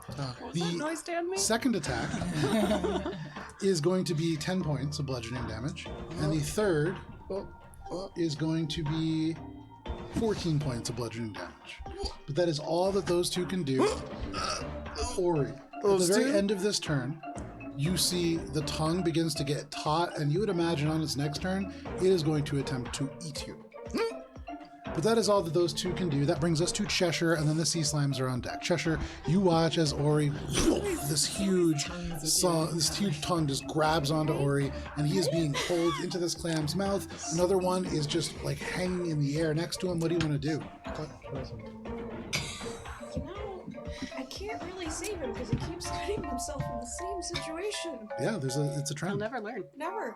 It's just. Well, Cheshire's just gonna stand there and be like, all right, well, go get him, Valis. All right. You feel inspired by Cheshire, not just running away and doing nothing this time, actually giving you some inspiration. Go get him, Valis. Go get him, Valis. And so you feel inspired. That is your turn, Cheshire. That brings us to the sea slimes. So these creatures who up until now had been moving relatively slowly, some of them seem to accelerate pretty quick. Let's see here. Let's just stay right there. Okay. So again, Mika goes to look at a rock, and we get attacked by ooze. So they accelerate almost like motorboats through the water, creating wakes in their path as they explode into the sand and then begin to slowly move across. They're much faster in the water than they are in the sand. They close in around you, Billy in particular. There's 2 that are immediately on either side. Each of them is going to take attacks with pseudopods against you. The first one is a natural 20. The other one is going to be an 11 to hit. No. Okay. So the natural 20. Ooh, there you go. That is going to be a 6. Also, no. And so instead of a natural 20, that is a 6. As you cast Silvery Barbs as this reaction, this creature lashes out, and you can see the green sludge is reaching towards you, Billy. And as it gets close to your face, it explodes into a net of tendrils. And then this burst of bright pink energy just ripples it off, and it doesn't quite hit you. That is, Really gets the advantage. Really, like, That is the first two. And for what it's worth, Billy, that tendril, as it broke into several, it seems to be dripping with some kind of an acid that just sizzles as it hits the sand. And you would imagine that's not great for armor or weapons. But that is the two that are on either side of you. Valis 1 takes attack against you. Billy shouts out, "There's ooze!" That is a 22 to hit. I'll hit. Right, and you are going to be taking only 6 points of bludgeoning damage, plus 8 points of acid damage. Are you wearing non-magical metal armor? Yeah. It takes a permanent -1 penalty to the AC. Oof. You would imagine if it takes too many of those, the armor's just going to fall apart. Oh no. So that is the was one. 6 damage? I believe so, yeah. Just 6? Okay. Mending will fix that. 6 points of bludgeoning plus Doesn't work on magic. 8 points of acid. Ah, thank you. I missed that. Because it's not magical. Finally, the one that is near the fissure reaches out with the pseudopod. AC 10. I'm gonna use my reaction to reduce its attack. Okay, by how much? 6. 2. It only rolled a 5, and so that reduces it all the way down to a 3. You see it slowly, this little tendril, and you just smack it aside with magic. But that is all of the sea slimes, I believe, and that brings us to Alina. Finn is on deck. Okay. Well, Ori's got himself all attached to a tongue I'm all again. clammed up. Yeah. And Alina's like, she's gonna We'll just have a straw, go but over sex. here. Let's see. And for what it's worth, also, Ori is grappled. Yeah. One could say Can I For grappled? Oh, Yeah. right. That's my job. Of course. Are you looking to do? Enveloped by a warm, fleshy interior. So I can actually read it myself. Cool. I can get right up behind him. And Alina grabs him by his. Oh wait. Oh, No, no. she's gonna use her Misty Step bonus action the rest of it. Nice. And then she's gonna grab Ori's hand and be like, "You can't keep doing this," and thunderstep away. Nice. Fantastic. So Thunderstep, what is the range on Thunderstep? It's 10 feet, so I should be able to get them, but Also that? I believe you're hitting that one guy too. It's going to be hitting both the clams, Ori, or not Ori because you're taking Not Ori, Ori. and that one fish. I didn't want to hit Take the the guy. fisherman! Take the fisherman! Why would I do that? So, Because he's in more danger now. I mean, he's about to be. He's gonna die. This is a saving throw for the three of them? Hold on. Yeah. Okay. I didn't want to Hold hit on. the fit. Hold on. Is there any way that she can stand and not hit the fisherman? While having Ori. Well, If I'm like a little over here. you would be sharing a space with a creature that is embedded What about partially into on the top sand. of the corner of the raft there? Yeah, but then I can't get like here. Yeah, because All right. That would probably get the. Hold it. Hold get, it. get out. Restart. We've got a little measuring thingy for this specific purpose. Yeah. Was I here? I was here. Okay. Close up cam. Math. So I just found the grapples. I'm going to assume I should So- put that back. We'll see. I mean, Ori's still grappled. Oh no, he's gonna get thunderstepped. we So probably. discussed the hypotenuse. I don't think. Hold on. A let me- squared plus B squared equals C squared. It's a 10 B squared foot- being the hypotenuse of the triangle, which is the I believe it's a longest cube for thunderstep. Within 10 feet of the space. Okay. Oh, So then okay, that's a so it's- sphere technically. It's often the most expedient path. So if you're You can plot the outcome of a trajectory if So you it'll get just out be your this circle. calculus calculator. this circle here, Do you right? wanna Yeah, use- that's what I thought. Okay. So if I'm standing They also here, use a protractor. But who the I'm not fuck gonna has hit the time for guy. that? Okay, you're just getting the two clams. Just the two Take clams. out There you go. Taking Ori with TI me. 82s. So what I kind was of sure. what kind of save is it? if you have it's silver, God bless you. Con You should save. not have Con snake save. instead. All right. DC 18. 20 and 16. So one fails, one succeeds. All right. So Oh, well, technically, one of them is. No, yeah, that makes sense. So 1 fails, 1 succeeds. All right, so that's 3d10. Oh no, sorry, 5d10 because this is level 5. I'm just gonna use the computer to roll it. I like that tree. Nice. That's a nice Okay, tree. so that's 27 points of thunder damage to the one who failed, and half of that, which is 13, thank you, to the one that succeeded. And then I'm gonna bring Ori with me, and I've got my fingers crossed that You doesn't don't just kill bring the to... Oh, the clam. Yeah, that would be really funny if it just gets dragged. Yeah. So Oh no, I'm sorry, fisherman guy. It's just the reality of down. Thunderstep. there is this thunder that just cracks across the lake, and it echoes across this huge body of water. To bring Ori back here and Just be like, emerge right in front of Cheshire. Cheshire, suddenly they appear immediately in front of you, followed by this crack of thunder. The slimes all kind of waver, and there is a ripple that just shatters across the waves. But you are all there. okay, and the clam, Doesn't go with you. cool. Sandwich. And Lena's gonna be like, okay, let's not do that again.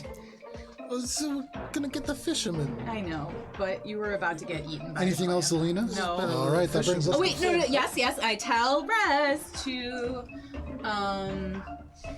Go get eaten by those clams. get eaten. I All right, you got it, Alina. Oh, this was pretty good. I'm gonna tell him to go. Let's see, which is the fisherman that's in imminent danger? This one. Yeah. Yeah. I'm gonna tell Rez. See if you can go. Distract the clam from eating that guy. All right, you got it. Okay. That is Rez's instruction. That brings us to Finn's turn. So Pushes Finn, the other guy into the fucking clam. I really wish I had a weapon. He's gonna run. And he's gonna crouch behind here. He has his what? Wait, doesn't he have a weapon? 'Cause Oh, sorry. Oh, you Finn. said there was daggers on his chest. He has armor like when he was a dog, like right? little like the loops and everything for it. He has like the holsters and everything. He has no daggers on his person. So he at the moment has leather armor, and I believe a rug, and that's pretty much it in his Right, the inventory. rug. So at the moment he bends down. He's gonna bonus action hide. And doesn't do a terribly good job. If you have a passive perception of over 18, you can see him. Oh, where'd he go? But he is going to right there. pick up a rock, and he's going to improvise weapon the rock over at one of these slimes, and I believe hit. And so this slime takes, well, it's improvised weapon. Takes 3 points of damage. I like that he was like, oh, I really want that carriage, instead of being like, I would like a dagger, please, which probably any one of us could have provided. No. I have 2 Oris. I can absolutely. There you go. So that is all that Finn's going to do, and that brings us to Rez. Rez, on his turn, is going to take exactly your instructions, fly on over to these kind of things, and just go, I don't know how to distract them. Come here, you stupid bivalves! And just starts like slapping their shells a little You bit. stupid bivalve. But that Can't is... even get all the way to them because Alina's bad at giving instructions. So He's just, come on, you stupid bivalves! He's here. He's really trying to get there. here. I'm here to help, buddy. So with this guy also has a tongue on him. I'm fuzzy. No, it's so just he's it gonna has be 10 the feet next, reach, like- yeah. Yeah. Okay. Well, I think so. Rez can get basically right next to this guy, Okay. and he's gonna distract, and so maybe the clan will choose him as a target instead. Okay, there you go. That is Rez's turn. That brings us to Billy Vallis. You're on deck. Billy, what are you doing? Green flame blade. You have the green flame blade on a brand new weapon. Oh, it was a 20 and then it moved to a 2. But that's 27. 27 hits? Yeah, absolutely. You made it sound like it was going to be so low. Because 1 was a natural 20. That's right. So that's 4 plus 7, 11 points of magical slash. I need to roll a die to see whether I get my Short sword slash. And then Still. 7 points of fire damage to the one that Billy hit, Okay. and 8 plus charisma mod. Ooh, it went up. 12 points of fire damage to the other one. Very nice.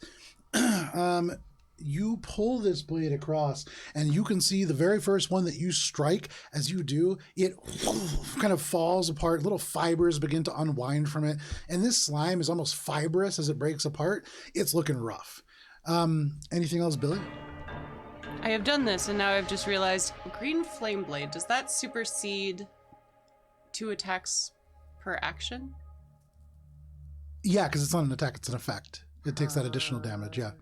That is your turn, Billy. No, I'm gonna.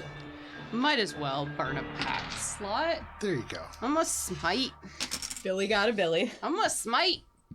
Roll your damage. 3 psychic damage. 3 psychic damage. And make a wisdom save. 3 psychic damage. For the slime. To the plant, yes. Hey. That is a wisdom save? Yeah. 6. Frightened. Interestingly, I don't have the rings anymore. this creature, such as it is, doesn't seem to be capable of being frightened. Almost like it doesn't have a brain. The ooze plant can't be frightened, Can't but be it frightened. can make a wisdom saving throw. Crazy. That is anything else, Billy? Just rolling dice because he likes rolling dice. Billy's done. That is your turn, Billy. That brings us to Valis. All right. I like to take the dodge action. Okay. Classic Valis. Yeah. Pro strat. And then I'm gonna move. I'm gonna move 1, That does 2, provoke an attack of opportunity. That provokes 2 attacks of opportunity. 3, 4, 5, Oh. 6. Wow, 3 attacks of opportunity. Okay. So you pull every reaction off the field, essentially. The first one is going to be a... My green sea slimes. First 19 one is the going to number you be- need to beat because of my Okay, 20. red armor. 20 is the first one, so that hits. The next one's lower. The next one's much lower. So only one of them is going to hit. I feel like All those with disadvantage, right? Yeah, I took the dodge action. No. So dodge. and that's still going to hit. You So can dodge a slime, you can dodge a I ball. feel like The it was just one Valis hit- running along the favorite movie of all shore and time. just getting missed, quotes it and the constantly. last one Valis. just grabs his leg or you take a massive 3 points of bludgeoning damage, along with an additional just a particularly strong wave. 6 points of acid damage, and your armor reduces by 1. That's the bad part. Yeah. So Anything I else, think I know Valis? what we need to ask. Here's one for. So that was my action. You're talking about armor, right? And then for my, I like to yell at these fishermen. Run away. I'll keep you safe. Okay. You do that. You imagine you don't need a persuasion check for that. Yeah. Alina runs in and is like, bye! Hey, fuck you! Anything else, Valis? This guy just tried to save us. Peace. And I think You had a big tongue on you. I will not apologize. No, it's Or he good. was enjoying it. I That's gotta be why. think I'm just gonna use That's not it. bonus action. Bonus action. Use my Prayer Beads of Dravaris to cast Sunbeam. Very nice. So where are you casting Sunbeam? Is it possible to hit the 2 clams without hitting Not from there. without hitting the It's impossible to hit the 2 clams from where you are, just What's because they're the- literally side by side. What's the Cool. radius of the beam? I believe it's 5 feet wide. It's this. It's 5 feet. Can I do Oh, that's right, this you weren't here and when- hit the 3 slimes but not Billy? If I orient it like this? I believe so, yeah. Hell yeah. Very nice. Alright. So you run, and as you step back, provoking the final attack of opportunity, you grab the prayer beads, snap it off the necklace, and thrust it forward, casting Sunbeam straight out. How much damage is that? Excited to do it. I know, it's great. I 20. love that. 20 radiant 20 damage. radiant damage. Nice. So those are both the one that good Billy Sunbeam hit and the dice. green flame blade strike. And Billy, you feel pretty good about that. There's a green fire, and then Valis turns and just lights the sun at them, and they just burn up and are nothing. Those two are dead. These two? Yes. They are just gone. And there is not even like ash or seaweed left over. They are erased from existence. And for what it's worth, I mean, it seems almost like that radiant damage did twice as much as it should have. Holy. So that is your turn, Valis. Yes. That brings us to the Concentrating. fishers. So Run, they hear what motherfuckers. you're saying, and they definitely They agree with it. Run, motherfuckers! Yeah, run! They are going to run to their boat. He's going to run underneath Rez, who run around you. There, you see? That slime can take an attack of opportunity. He can't. I know. Actually, she is going to come out here and stand next to you, Alice. Yeah, good job. She's going to draw a short sword. And Brave she's going lady. to take the dodge action. She's the guard of this group. That is all that the fishers are going to do. They begin to untie this craft, or they seem to be making ready to leave. But that is all that they can do. And then that brings us to the top of the initiative. Minka, you are up, and Ori, you are on deck. Right. They didn't back in. You can't really do that with the raft. Put the keys in. I'm trying. I mean, so for what it's worth, it is low tide. So you imagine they didn't like land it on the beach. They tied it up. No, I know, but you said they're getting ready to sail away. They're pulling. So it's still tied to rocks and stuff. They're untying it. They're gonna have to carry it to the water. But yeah. Minka. So I back up further, and I'm gonna aim at the floating one. Okay. And I'm gonna try to shoot it with a divine arrow. Yeah. With one hand, you hold this up, and with the other, you cast an arrow. 14. A 14, unfortunately, is not high enough to hit this creature. It just chromes right off the shell. And then I turn around and see Ori, poor mangled Ori, after everything that's been going on. I just be like, I am so sorry. Cast Cure Wounds at level 1. Still trying. A little bit of healing makes it to you, and it does the full amount of healing. Hey! The curse has been lifted. Anything else, Mick? Every little bit counts. 11 points of healing. That is almost 200%. So that was action, bonus action, movement, and that is it. Alrighty, Minka. You provide a little bit of healing to Ori, who certainly needs it. And that brings us to Ori. Ori, as this healing energy floods into you, you watch as Valis just burns elements of these away from the sea. Whole swaths of just regular kelp just being annihilated in this beam. But these slimes as well. Great for the ecosystem. Those turtles are going to be so peeved. Do I still have sight on the clam that I have insightful fighting on? Say again? Here? Do I still have sight on the clam that I have insightful fighting on? Yes, I think there's probably at least half cover with all those crates and everything. You do have a much clearer line of sight on the one that's being held up by Minka. Yeah, I think I'm going to go boop, boop, boop. Can I free action just kind of drop my sword here for Finn? Be like, take it. And run over here to get a better line of sight. Okay. So you I think run back, throw the sword into the sand, and then make your way down closer to Billy. Over to here. Now I think I have a better line of sight on it. Yeah, you can see it.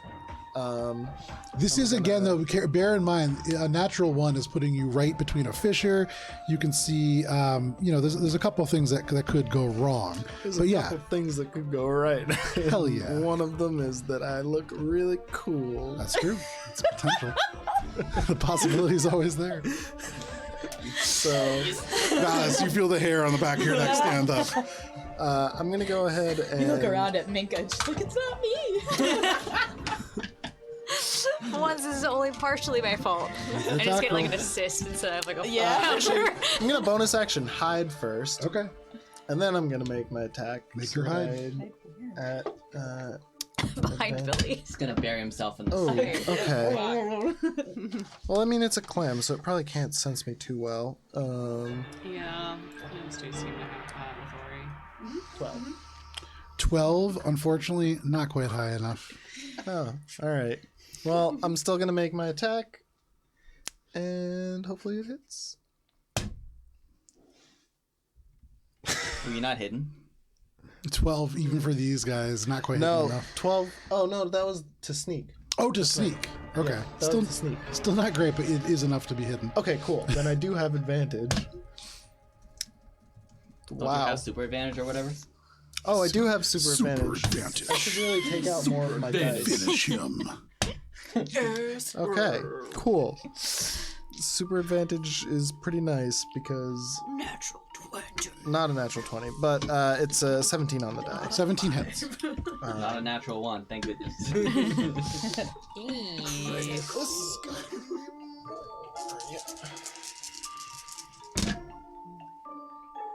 Nice.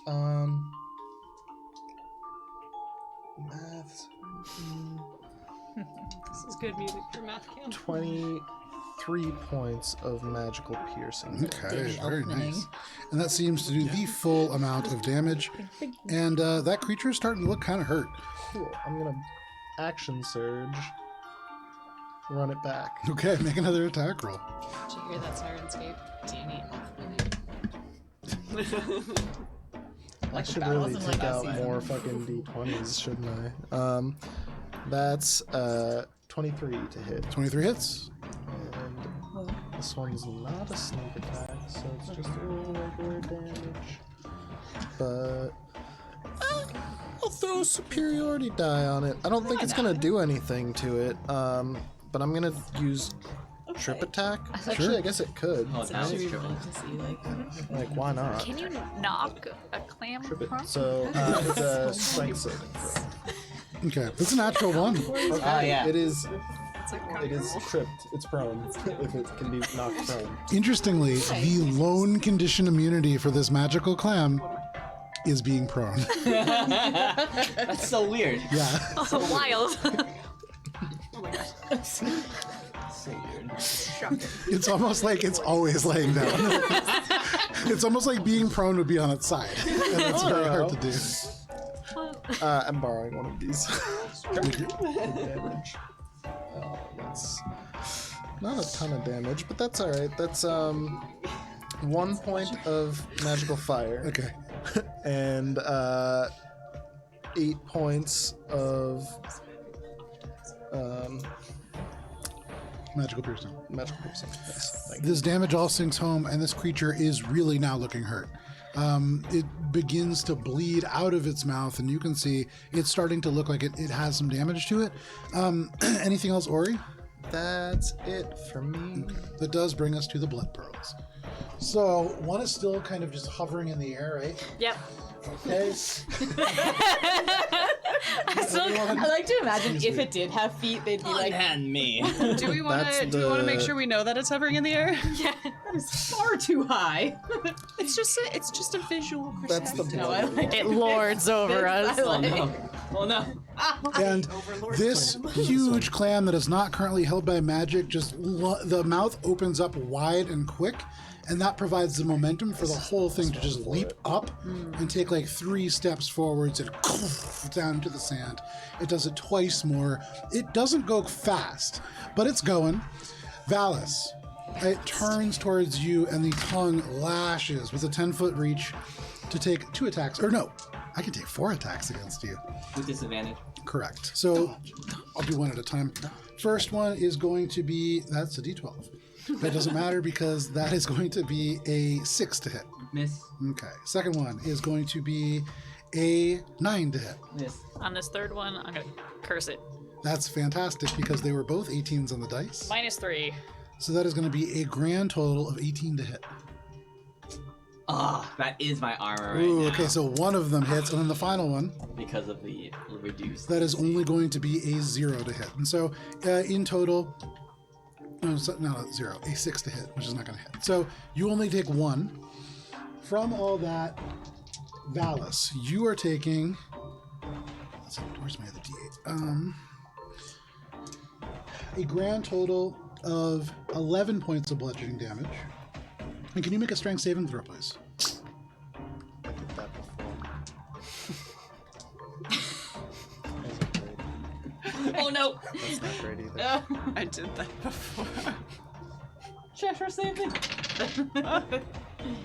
Let's see. 13. 13 is a failure. Ugh. This just sticks directly to your already damaged armor, and it begins to kind of suction you forwards, and as it does, the tongue, almost like it has multiple individually articulated ends to it, begins to crawl along your body to wrap you up. But that is all that the blood pearls can do. The one that is currently glad that I was hovering next can't to it. strike anything. So you just see this huge tongue, woof, woof, woof, woof, just like striking the air and lashing out. That's all that they can do. That brings us to Cheshire. The sea slimes are on deck. Cheshire, your inspiration definitely finds a home, but what would you like to do? Fairy fire. The large cluster of them. It is a 20-foot cube, and I don't really care what I hit. Cool. So over that entire section of the battlefield, encompassing the fissures, encompassing Rez, encompassing one of the slimes, both of the clams, a lot of seaweed, and one very unfortunate shrimp, it just burns with pink fire that just falls Dexterity down. saving throw. For the two clams, We're gonna have fried clams. one's gonna tonight. fail. Let's do a dex save. What? The highest on the deck save is 9 for one of the clams. The other one automatically fails. For the sea slime, Jumps out of the way. sea slime is pretty good. That's a 16. There you go. That's sea slime so fast. It's just kind of into the water, and that keeps it safe from the fairy fire. Rez, on the other hand, gets a 7. Rez is like, Hey, what is this? What's the save? And begins to try to brush off this pink fire. Pretty. I hate this. Oh wait. Does Rez's get a +3 from Phallus's aura? Oh, he does. He does, but that gets him up to 10. I don't know. So that is anything else, Cheshire? Good call, though. No. So pink fairy fire clings to the water, almost like fire on oil, but it just burns all over this place. Any That attack is, roll against an affected creature or object has advantage if the attacker can see it, and they can't become invisible. there you go. So that is Cheshire's turn. That brings us to the slimes. Now on the beach.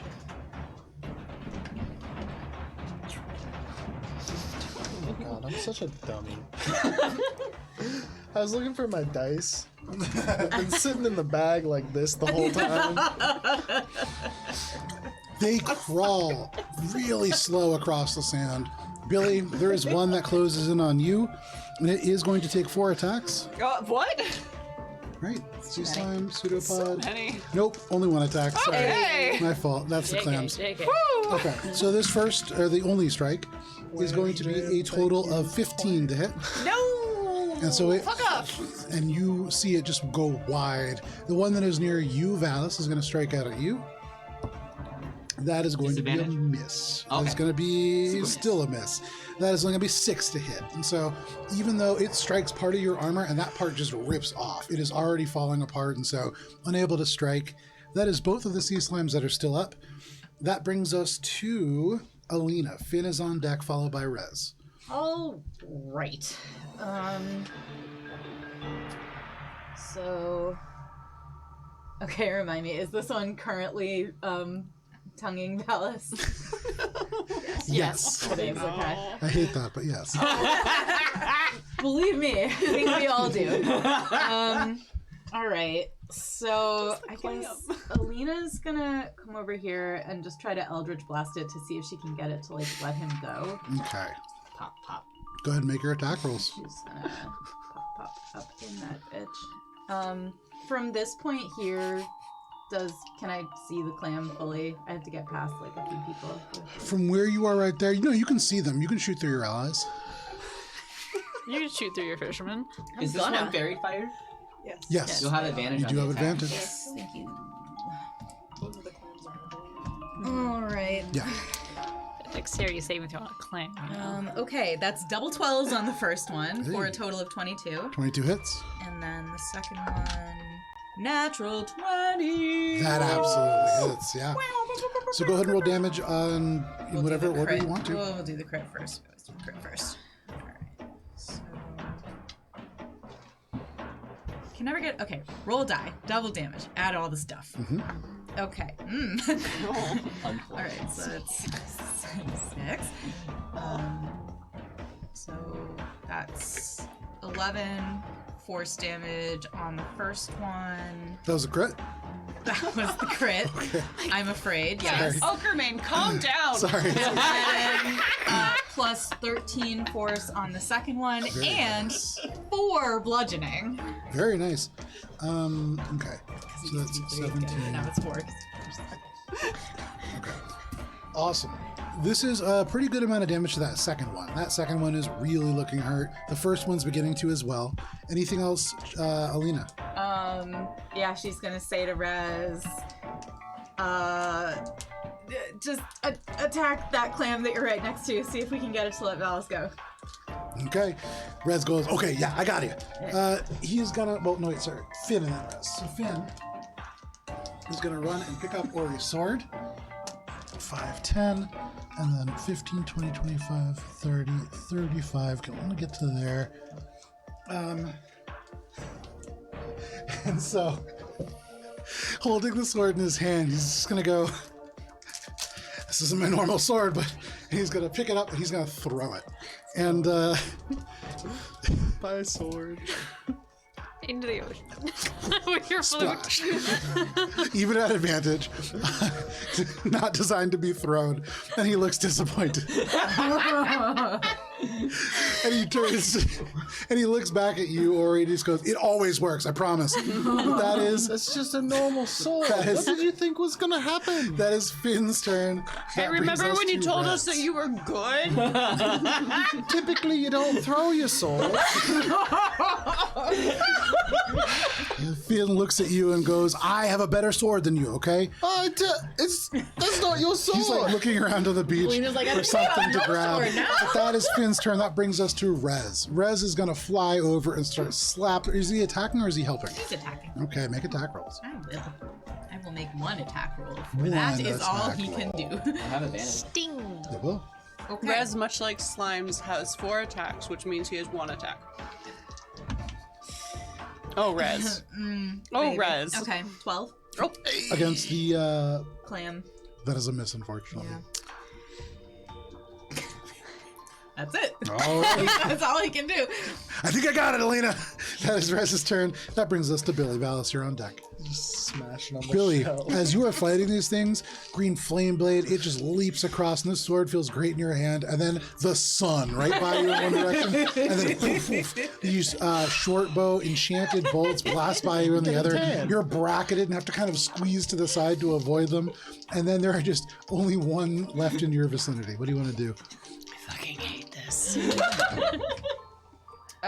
So that is 2 hits because I can attack twice now. Yeah. The first is 23. That hits. The second is a 15. That hits too. Hey! Because they're just kelp. Well, fuck me. 7 points of magical piercing and 10 points of magical piercing. Okay. It's looking pretty hurt. And with those slashes, 1 then 2, it cuts it like a big X through it and parts slither away and into the water, but it's still up. And why not? Why not? Why not? Let's burn a Bardic. Let's make it a slash. Yeah. Fuck me, man. 1 point. You're doing as it does, it into the water and it just skips across and barely even lashes out at it. But every little bit counts. We say that. That is your turn, Billy. Billy just sighs and looks at like the burning the trail that Sunbeam left. That is your turn, Billy. And that, in fact, brings us to Valis. Holding the sunbeam, you watch as the tiny little sword flicks a bit of green fire. What do you want to do? You may want to turn the sunbeam in the other direction. I'm gonna face step out of its tongue because I don't want to be. Because it didn't buy me dinner first. Yeah. And then I'm gonna face step That's all here, it takes. and my hand is still glowing. And so he's gonna use his bonus action to sunbeam at an upward angle to hit all 3 of those. All Just so right. those looks levitated. You faced up like partially into the water. You're like 2 feet to the knees in this like low tide, and you angle this up, and it like immediately sublimates part of the water into vapor in this line as you draw it up. But absolutely, that's dex Those saves. are above average It's a con numbers. save. Con save. DC 15. So first for the slime, that is going to be 10. For the 2 Fail. clams, the high one, that's con, is a 17. The low one is a 13. Fail. Okay, so the one that is hovering up, the one that is furthest away, seems to not be affected by the sunbeam, or succeeds. The other 2 fail. Okay. Let's see. The other one's 2, probably 27, downstairs. 31. Okay, so the fails take 31 radiant damage, Oof. and they Good numbers. are blinded until my next turn. So 31 points. For the sea slime, that's 62 points of radiant damage. That thing is just nothing. It doesn't even, you don't even see it evaporate. It just disappears when the light turns on. For this clam, That thing's got to be done so too. Right, that was let's- how much damage? That was the 31 bloodied radiant? one. 31 radiant damage. So the one that's floating is still probably. It is still barely up. The one that is down and in the sand, just clinging to life. As you pull this blade up, the shell is cracked open. You can see the tongue like oozing through the split part, like cut as it does so from the sharp part of the shell, and it is like lashing out. The suction cups are being cut away, but it's still alive. So that one's blind. The one that's still, this one. And Yeah. this one just takes 15 damage and is not blind. There you go. So anything else, Valis? No. Okay. I wanted to These know- do have eyes. I For what wanted it's to be worth. acknowledged on stream that Gunnar is fighting for Valis' honor. So that is Valis' turn. That brings us to the fishers. Thanks, Gunnar.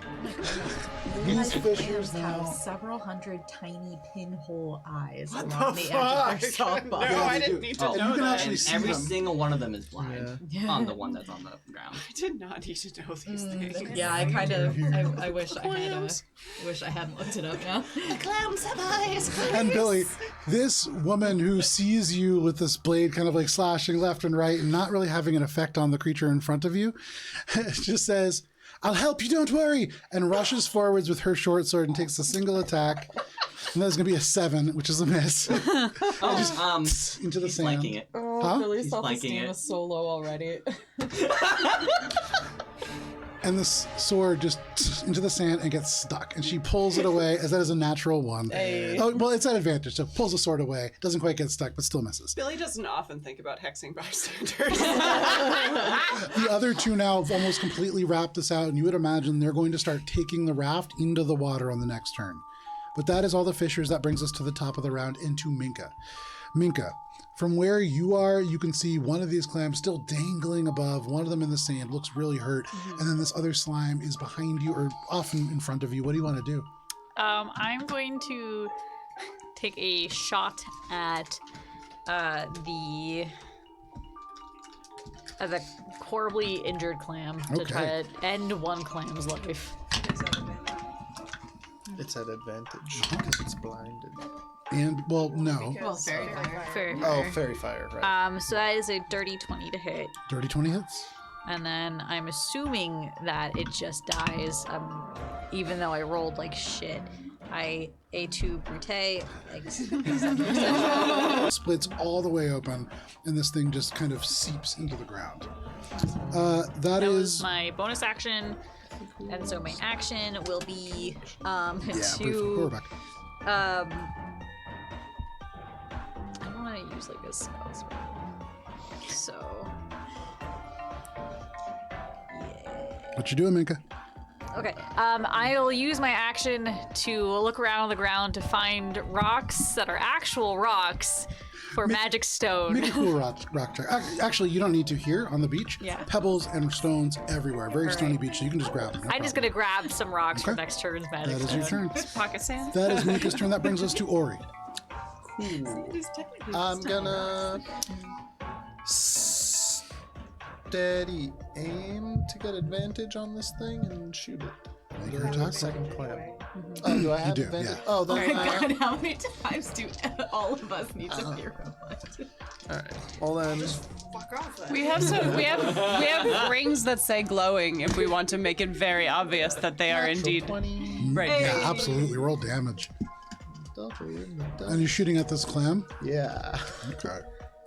And I think you have to pay a tax for Cheshire for that. you know what? I think I'm gonna just for the heck of it, because I want to see big numbers. 35 I'm gonna gold borrow pieces. another one of these. I'm gonna use a charge, and I'm gonna A royalty. use a superiority die. Okay, very cool. Take your 2 rolls. It doesn't really matter what it is, I guess, because I have things that are none of them I think are going to affect it because it's trip attack, disarm, and menacing attack. Nope, nothing. So it doesn't matter which one I'm using. I'm There you using go. a superiority die. Just for the numbies. You We trip it. numbies. Yeah. I want to see it spinning and like. Sure, make your attack roll. Roll your damage. Okay, those numbies are fine. Those are fine numbies. It's like, both ways. Subpar. And remember, you double the damage on the dice. Yeah. So, total of 46 damage. And it needs to make a strength save. And I can give you the break. That's only a 10. Alright, so it is tripped. In the air. It, All levitating. just in circles slowly down. It's And- still up. Alright. Weird flex, but okay. Anything else? I guess I'm gonna use a bonus action to Oh, buddy. fucking second wind myself and gain Take a some. deep breath. There you go. You put your hands on your knees and oh man, you get a little health back. That is your turn, Ori. That brings us to the clam, who is just dangling in the air, barely hanging on. The arrow splits this creature's shell in half, and so it is just leaking ooze and blood. The tongue seems to be deflating, and from where it is, can't really move. I think Rez is the only thing that can attack. My body. And so it is going to make an attack on Rez at disadvantage. Rez. That is only going to be a 14 to hit. Oh, right, yeah. He is So also, yeah. in that case, that is going to be a 24 to hit. Yeah, that shit. hits. And Rez, Wait, but it's tripped. It has to use half of its movement speed to get up. it is going to deal to Hold on a minute, Rez Starfinder. close to minimum damage. That is only going to be 7 points of bludgeoning damage. I'm still up. Plus Oh. That one's still. 7 points of acid damage. I'm down. I'm looking at you. Rez goes, I'm going to make it. And then he hits the ground. That last bludgeoning damage just puts him out Sorry, buddy. into nothing. That is that creature and all that it can do. That brings us to Cheshire. Side-eye Ori. It's still a pretty good shot. You're welcome. Well, Turn and kind of walk back a little bit. You walk over, kind of peering into the tidal pools. But that is your turn, Cheshire. That brings us to that lone slime. It is going to lash out one time at Billy. Hi. Billy, that's a 6. Hi. No. That brings us to... It can barely hold on. But that brings us to Alina. Alright, well, Alina loves Billy too much to take out this slime. Like, she just can't do it to her friends. So Billy she's just gonna, looks up and her eyes are pleading. Like, please just let me have this. And so she's gonna Eldritch Blast at the Yeah, make your attack roll. It's kind of like clay shooting. Pigeon shooting. Still at advantage, right? except So that it's that's, just hovering in the air. 26 So it's a pretty easy target. a 21. 26 and 21 both hit. Yeah. Should it get has- some 6 feet off the do a ground. cool rock check to find rocks to throw at it. I did pick up some That's logs. gonna be 17 points of force damage and 4 bludgeoning. You throw this Eldritch Blast at this, like, just hovering, helpless clam, and you annihilate it. You erase it out of the air. You shatter this being, and it just becomes blood in the water. Bits of shell all across. So we can't eat it. Probably not. Alina, anything else? She's gonna say to Rez, oh, he's gone. She's gonna say, oh no. And Oh, buddy. That brings us to Finn's turn. So Finn isn't reading the room quite as well as everybody else. And he is going to rush over here, pick up his sword, step 5 steps to the side, and as he picks it up in the water, he's going to drag it up. And from this angle, flanking with 2 people on this side, he's going to have advantage and sneak attack. That is going to be a 25 to hit. And cast silvery barbs. Do you? I don't have silvery barbs. Val just turned around and goes, no! Someday Billy is gonna kill him. Let it happen. You watch as he takes this, he runs, slides underneath the element as it lashes out at him, and in the sand brings the short sword up through the water with a slice that makes this like arc of rainbow, and he just cuts this thing in half. And Billy, you watch as the final slime dies, and Finn turns to you and just goes, there! And you are all out of combat. I'd like to. Are we? hop Because I onto feel the like raft. Billy's about to kill Finn. That's fine. I mean, like. Finn's it's it there just- to Ori, not to. It was a random, it's just a regular. It's a regular sword. I don't know what you expected me to have. He just It's into not the my sand, kind of forte. puts it at your feet, and he just goes, "Mine flies, all right? I don't know what to tell you." Billy grabs the my sword because crossbow does she's cool right stuff, there. but then it's just You it's a crossbow. just pick it up out of the sand. Hey, that's my random regular sword. So, oysters, yeah? You can see the fisher who is like, they're just about to start pushing the raft off. They come over and they are incredibly thankful. The one who had spoken to you previously at the very beginning, who was fishing in the water, comes over and just says, "Thank you so much. We would have lost our entire catch. Can we make you dinner?" Yes, please. Yes. Yeah, we were actually looking to camp right around here, so. We should camp a little further up Well, because the tide will come in. right. But I mean, yeah, that sounds lovely. Thank We'd you. be happy to break bread with Well, you. could you carry some of the crates, please? They're a bit heavy. They're full of ice. Okay. All right, come on. And they start to kind of move over to this As I place. start to pick Come up a crate, on. my armor falls off. Oh no. It's not looking great. You're wearing just this belly bearing Is now, it which for armor is not good. Fixable with like tools, or is it just like this the is mending corroded, spell? and the per mending spell will not work on this. This is permanently damaged. So it's like How would one fix this, or is it not fixable? This is something that would require a smith and time. Magic won't fix this. You need additional material to add into this, and I mean, the spell. You make an Arcana check. that's not looking very good there, Valis. What are you talking about? That's above average roll. I mean, you're Oh, sorry. armor. In-game. 19. With a 19, you've heard of a spell Fabricate that might work in a sort of way with the material still to fix that, but aside from that, you probably need new armor.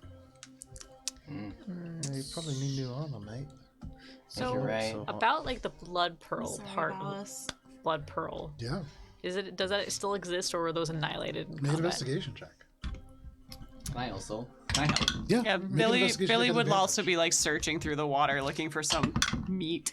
Make an Alina's investigation just check, Billy. gonna It's separate. help with the crates. I guess I would probably scan the water for anything, and then I guess even though I'm not looking great, but I guess I'll carry some fucking crates. Billy falls into the seawater.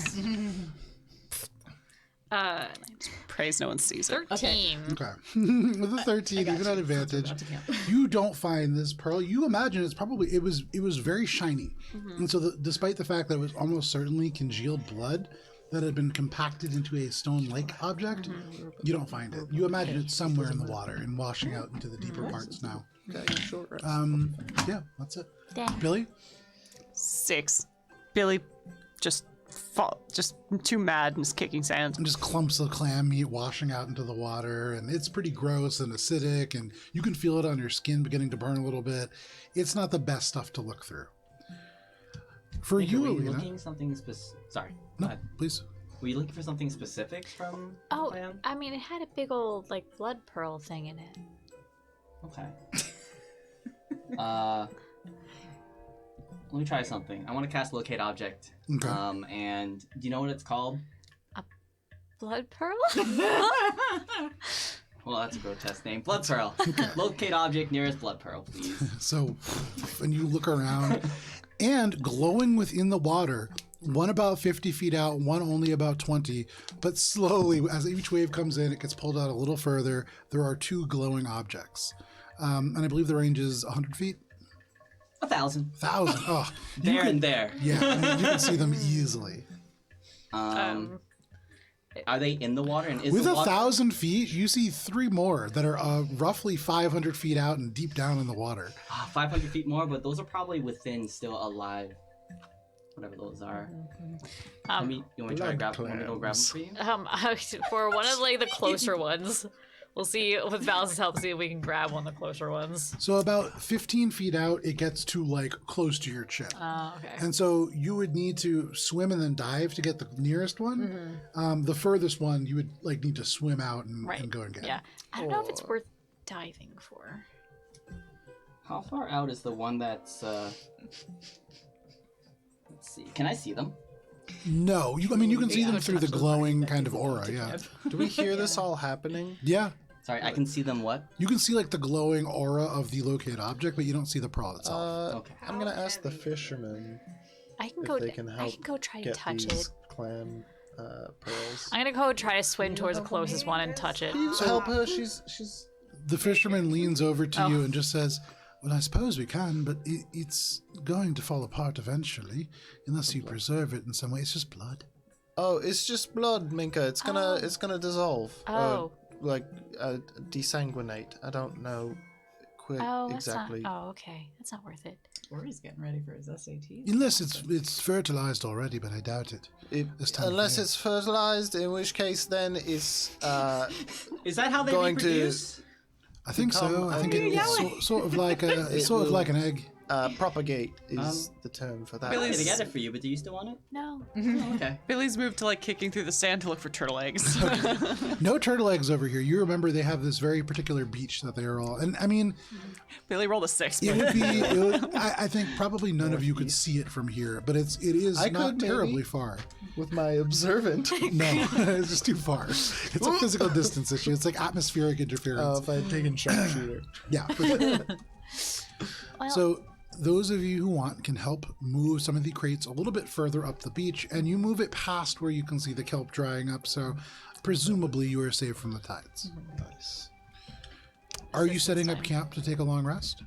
All right. Long rest is the way we're going. So as you set up for this long rest, because it is 10 o'clock, this is a great place to stop, and we will pick back up with a little beach dinner at the very beginning of our next session. We'll be back next week, but if you can't wait that long, we'll be around for Starfinder next Thursday at 6:30 p.m. Eastern Standard Time. We are beginning with a battle against the Swarm, and so that is something that you can check out on Thursday. But please stay safe. We'll see you then. Goodbye. Bye.